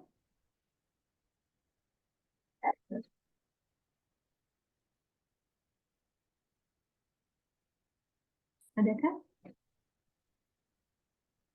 Mungkin dari Ibu Rati? Oke. Saya terkait Korea Utara. Quad ya, quadruple, saya lupa, kalau tidak salah itu Amerika Serikat, Korea Utara, Korea Selatan ya kalau tidak salah ya, dan India, if I'm not mistaken. Sebenarnya kalau kita bicara tentang Quad, the main target itu bukan Korea Utara, tapi one of the criticism adalah itu targeting China. Regardless, ya, bukan regardless, tapi dalam konteks pertarungan sengit antara rivalry antara Amerika Serikat dan China. Jadi Quad sendiri itu berusaha untuk membuat semacam unilateralism di kawasan yang dimana digunakan untuk isolating one partner. Walaupun sebenarnya tidak dikatakan ya siapa untuk siapa specifically, tapi kita bisa lihat dalam joint statement dan lain sebagainya. Saya sendiri tidak membaca in detail on Quad itself, tapi Quad itu kalau kita bandingkan bukan dengan Korea Utara, tapi itu juga merupakan salah satu concern kalau kita melihat dari kacamata ASEAN. Karena ASEAN selama ini ingin berada di arsitektur of the Indo-Pasifik ya, dengan AOIP-nya. Tapi dengan adanya Quad, adanya unilateralism baru yang di luar regionalism atau ASEAN Plus itu akan menimbulkan berbagai pertanyaan. Mungkin so far ada di sana, kalau dihubungkan dengan Korea Utara mungkin ini far-fetched, tapi dengan ada China dan relation dengan North Korea, there must be some issues, tapi saya belum melihat atau belum meriset tentang direct impact dari Quad itu sendiri terhadap Korea Utara. Itu kali Mbak Hani ya. Oke, baik, Ibu Rati, terima kasih. Mungkin ada yang ingin menambahkan terkait dengan Korea Utara merespon adanya Quad? Atau kita beralih ke penanya selanjutnya, ada Bapak Bintang. Silakan, Pak. Halo, bisa dengar? Terdengar? Baik. Jadi kan terkait untuk situasi di Asia Indo-Pasifik sekarang ini kan mereka lebih dinamis ya. Dan kita juga jangan lupa tentang Trump, Presiden Trump akan jadi Donald Trump akan jadi Presiden Amerika Serikat lagi, dan dia akan menang. Dan kita juga pasti antisipasi kebijakan luar negeri dia tidak jauh berbeda dengan yang sebelumnya, karena dia sendiri juga mengkritik dengan masa jabatan Biden yang mungkin dinilai kurang baik dalam menjaga stabilitas dunia. Jadi kalau misalnya ada persoalan Korea Utara dan Korea Selatan, mungkin Trump akan melakukan hal yang serupa dengan yang masa jabatan sebelumnya, tapi dengan pendekatan yang lebih pragmatis. Apalagi sekarang baru-baru ini ada 3 summit dari Korea Selatan, Jepang, dan China untuk menjaga perdamaian dan stabilitas di kawasan tersebut. Dan mungkin itu akan sangat mempengaruhi apa yang sedang terjadi di Korea Utara, mungkin dinamika politiknya, atau mungkin relasinya dengan Korea Selatan, dan lain sebagainya. Tetapi mungkin untuk persoalan Rusia dan Ukraina itu juga akan berdampak pada masa Trump nanti, yang pasti kita sekarang kan kita lihatnya yang sekarang, tapi yang kedepannya nanti sangat berbeda ya. Karena kalau dinilai Indonesia, apalagi Presiden Prabowo nanti akan bekerja sama dengan Presiden Trump akan seperti apa, dan saya yakin pasti mereka lebih memiliki alignment pemikiran atau mindset yang serupa, yang lebih mungkin bukan isolasionis tapi menjaga stabilitas dan juga memperkuat kerjasama di Indo-Pasifik yang mungkin agak berbeda dengan masa Biden yang sekarang, terutama situasi Palestina dan Israel yang juga berdampak pada politik luar negerinya Korea Utara, yang ikut dengan China, Rusia, dan lain sebagainya. Yang pasti itu nanti mungkin lebih unpredictable ya daripada yang kita bicarakan sekarang, kalau saya dengar-dengar dari tadi. Terima kasih.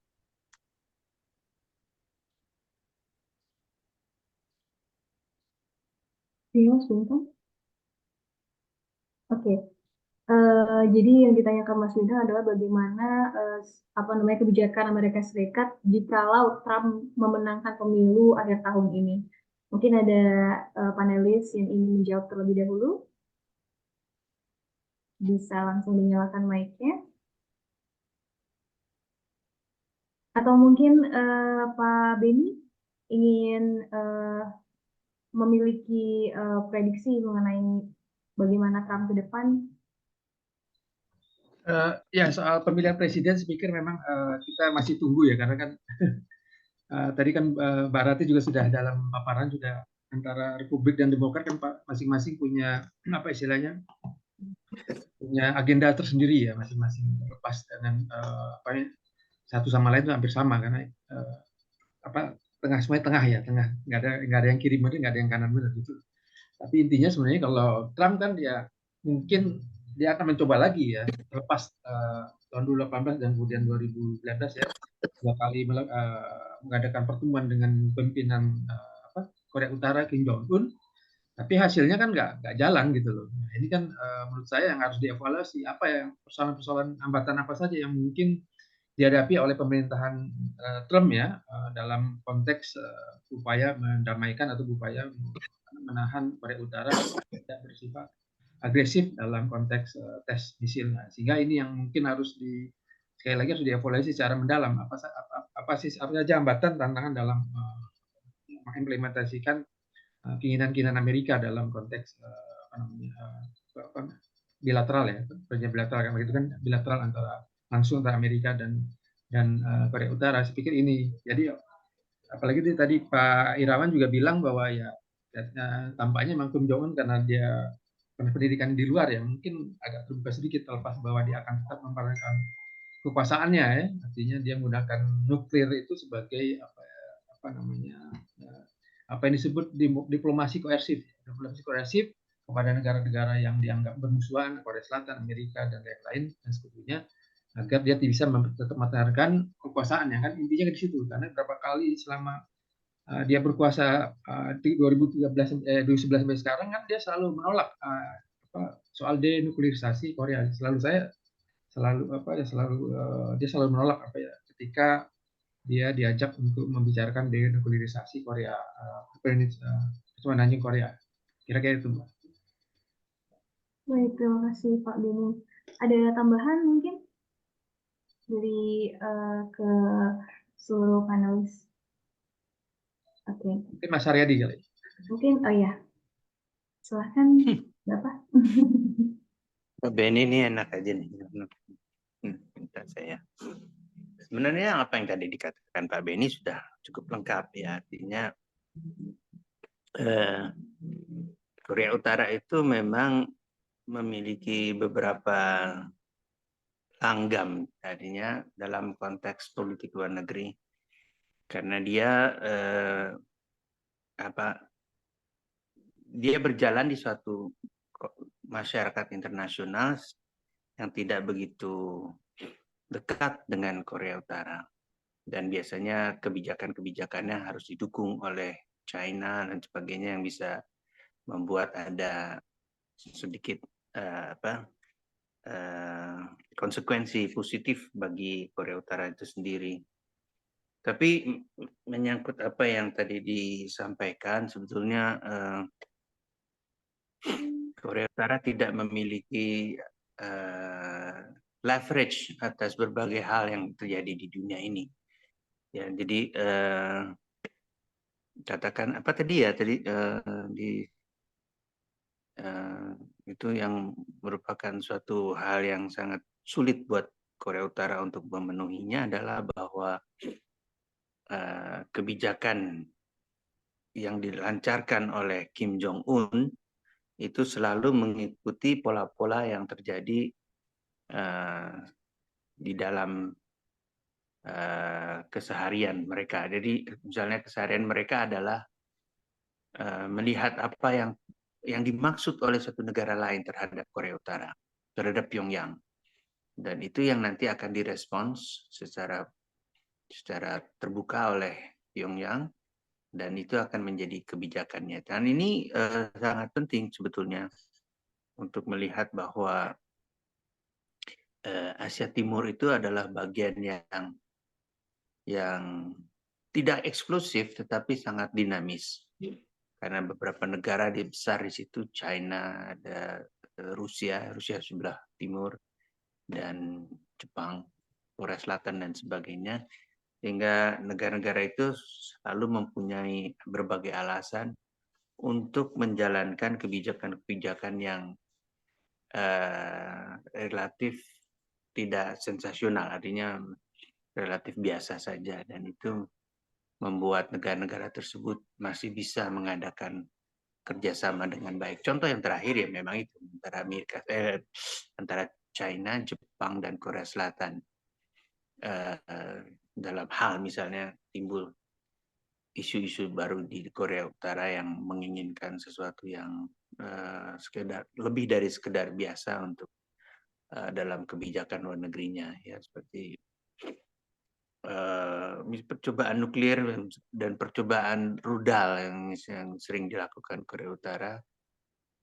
Saya melihat hanya merupakan cara dari Pyongyang untuk meningkatkan daya tawar mereka untuk bisa dalam berbagai hal bermain di dalam kebijakan luar negeri internasional di situ, gitu Mbak. Baik, terima kasih Pak Haryadi. Karena keterbatasan waktu dan sudah tidak ada yang bertanya, saya persilahkan kepada seluruh panelis untuk memberikan closing statement. Mungkin dimulai dari Pak Irawan. Pak Irawan, dipersilahkan. Oke, terima kasih. So, mungkin seperti dikatakan oleh tadi diucapkan oleh Pak Prabowo di Shangri-La Dialogue setahun yang lalu, kalau nggak salah ya, setahun yang lalu, bahwa di Asia ini kita punya cara kita, yaitu dia katakan the Asian way. Jadi the Asian way lah ialah cara saling menguntungkan, ya kan, di dalam bagaimana negara-negara Asia menangani tantangan keamanan, bisa menjadi contoh untuk kita meredakan ketegangan di kawasan tanpa menggunakan kekerasan. Jalan ini juga mewakili semangat konstitusi Indonesia dalam menjaga perdamaian dan stabilitas global.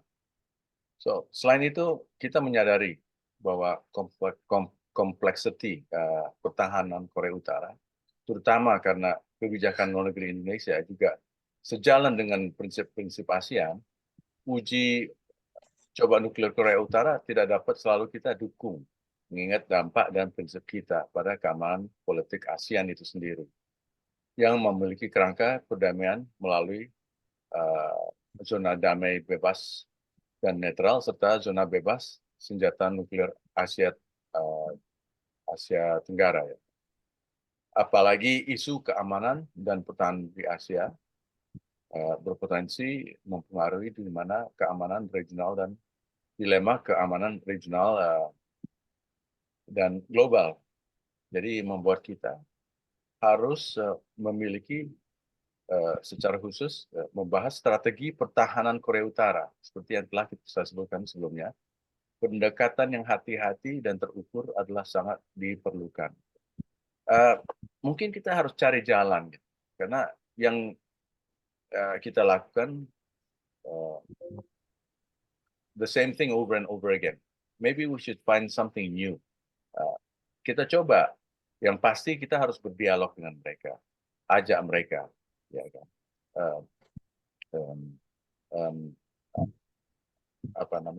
Mungkin kita harus mengusulkan untuk perlahan-lahan cabut sebagian dari sanksi, ya. Dan kita ya ikut membangun ekonomi mereka, gitu. Mungkin itu akan meredakan ketegangan, gitu. Baik, terima kasih Pak Irawan. Kemudian dilanjutkan dengan Ibu Rati. Silakan Ibu. Saya menyambung punya Pak Irawan dan saya setuju ya Bapak ya, kayaknya business as usual, jadi kita harus punya alternatif lainnya. Dan saya lihat kalau Indonesia punya dua cara. Yang pertama adalah yang tadi saya bilang bahwa Indonesia sudah punya good offices experience dan sepertinya itu harus di-revamp kembali in a way, apakah melalui platform ASEAN atau individually.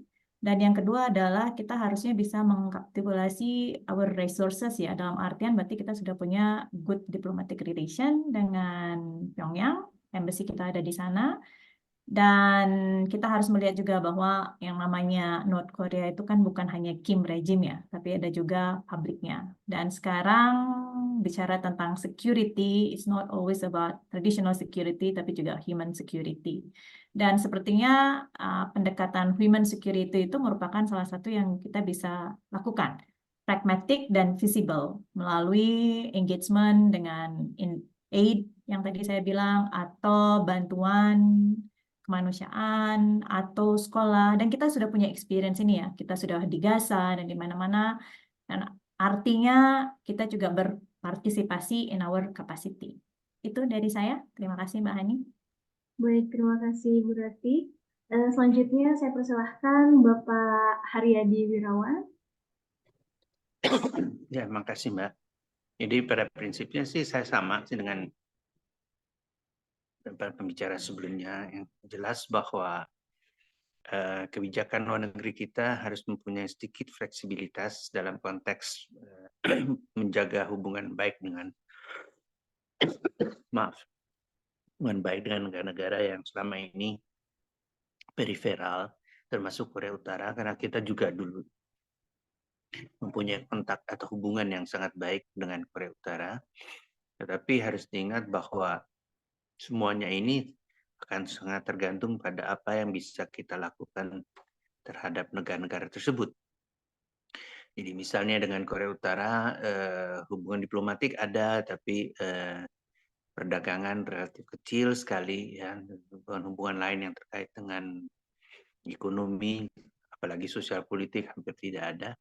Dan itu bisa somehow dicarikan jalan agar memang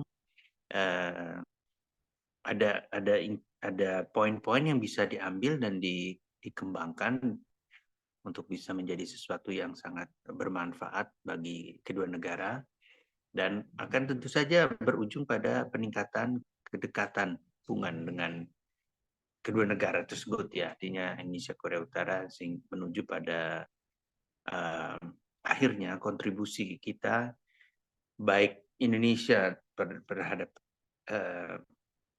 semenanjung Korea maupun Korea Utara sendiri yang akan bisa lebih banyak muncul di dalam arena internasional.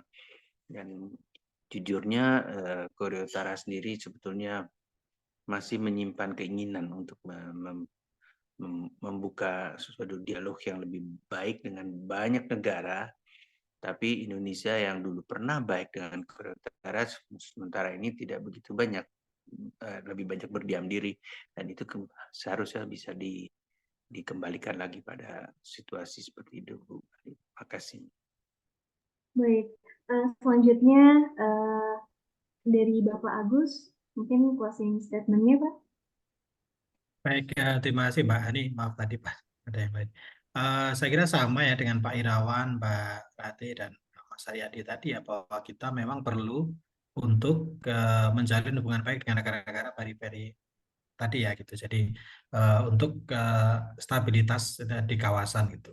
Nah, sore hari ini saya senang ya, tadi kita juga mendiskusikan banyak hal terkait juga dengan kemungkinan misalnya terpilihnya lagi Trump ya di Amerika Serikat gitu. Apakah itu nanti akan mengubah situasi kawasan atau enggak? Tapi secara umum ya sore ini ya, kita dapatkan bahwa paling tidak dari Pak Irawan, Mbak Rati, dan Mas Arya di bahwa kita sepakat untuk menjaga perdamaian dunia ya, dalam hal ini ya agar eskalasi di semenanjung Korea itu tidak naik gitu. Mungkin itu Mbak.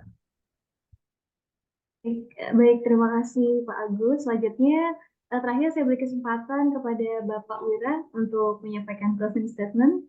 Silakan Pak. Ya, terima kasih Mbak Hani. Jadi kalau dari saya sih tadi pertama-tama saya mengucapkan mewakili Marapi dan juga tim mengucapkan terima kasih kepada para narasumber kita, Pak Agus, Pak Irawan, Pak Haryadi, dan Mbak Rati yang sudah bersedia hadir. Artinya ini memang bukan sesuatu yang sering kita bahas ya. Tapi balik lagi kan ini ada banyak pelajaran penting yang kita petik dari diskusi ini. Itu bahwa bagaimana di dalam geopolitik itu setiap negara itu punya caranya masing-masing untuk punya leverage terhadap tatanan global ya. Korea Utara dengan nuklirnya, mungkin China dengan ekonominya dan sebagainya.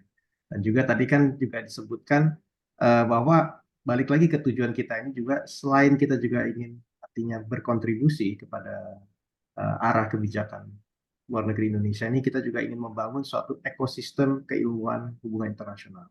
Dan saya sih cukup optimis nih Pak Irawan ya, karena kan presiden yang berikut ini Pak Prabowo ini kan boleh dibilang seorang internasionalis ya Pak ya, karena beliau punya pengalaman besar di luar negeri dan bahkan sahabat karibnya juga kepala negara dari suatu negara lain. Jadi artinya pergaulan beliau, outlook beliau itu sangat berbeda dengan yang saat ini ada ya, karena memang kalau yang sekarang kan lebih fokus ke internal. Nah ini dan saya juga terima kasih dengan kehadiran Pak Irawan ini kan juga menunjukkan bahwa Partai Gerindra ini juga punya komitmen artinya untuk meneruskan diskursus mengenai geopolitik dan hubungan luar negeri ini. Dan tadi kata-katanya Pak Irawan juga bagus, jadi kita harus cari jalan, find something new. Dan jadi saya berharap semoga ini bukan yang terakhir kali kita bisa bergabung suatu forum membahas isu-isu geopolitik lain. Terima kasih untuk semua yang sudah hadir. Dan saya harap semoga kita bisa berjumpa di kesempatan lain. Dan mungkin ke Pak Irawan saya bisa ngajak nih Pak, mungkin bisa aja ada ide mungkin membentuk suatu kaukus politik luar negeri atau geopolitik nih Pak di antar dengan partai-partai di koalisinya Pak Prabowo ini ya, dengan kabit-kabit luar negerinya nih Pak membentuk suatu Ya. kaukus yang nanti bisa melibatkan kawan-kawan dari IHI juga sehingga kita saling memperkaya bukan cuma dalam segi keilmuan tapi juga bisa bersumbangsih positif terhadap kebijakan kita ke depan. Terima kasih sekali lagi dari saya dan mewakili segenap Marapi Consulting Advisory. Mohon maaf jika ada kesalahan perkataan atau ucapan. Terima kasih. Wassalamualaikum warahmatullahi wabarakatuh. Salam. Waalaikumsalam warahmatullahi wabarakatuh. Terima kasih Pak Wira atas closing statement-nya. Dengan akhirnya kita sudah di penghujung acara, yakni penutupan. Tapi sebelum kita menutup acara, kita akan ada foto bersama untuk seluruh panelis dan seluruh audiens. Dimohon untuk membuka kamera. Nanti operator mohon tolong di screenshot. Boleh dibuka kameranya semuanya. Oke. Oke, saya hitung. 1, 2, 3. Sekali lagi. 1, 2, 3. Oke, baik. Terima kasih.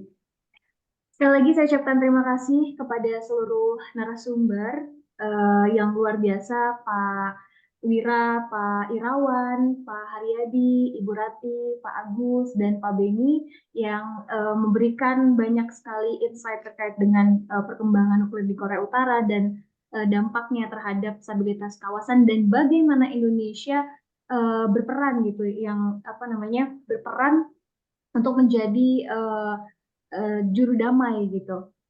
Nah, mungkin itu saja. Kurang lebihnya mohon dimaafkan. Saya Hanifah Tunisa, mohon undur diri. Wassalamualaikum warahmatullahi wabarakatuh. Terima kasih. Waalaikumsalam. Terima kasih. Terima kasih semuanya. Terima kasih semua. Terima kasih semuanya. Terima kasih semua. Pak Haryadi, Pak Agus, Mas. Mbak Hani, terima kasih Mbak Terima Hani. kasih. Semoga ketemu lain kali ya. Jangan kapok-kapok nih ya. Ya, silakan main ke Bandung. Diskusi selanjutnya Pak siap. Irawan, Pak Ya. Haryadi, Mas Agus, Terima kalau main kasih. ke Bandung, tolong di kontak saya. Ya, nanti Oke, kontak ya. Pak Kira Arman. juga, Ya. Mas Edi.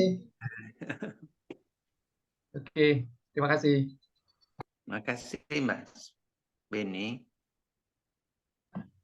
Pak Haryadi, sampai ketemu Pak Aryawan.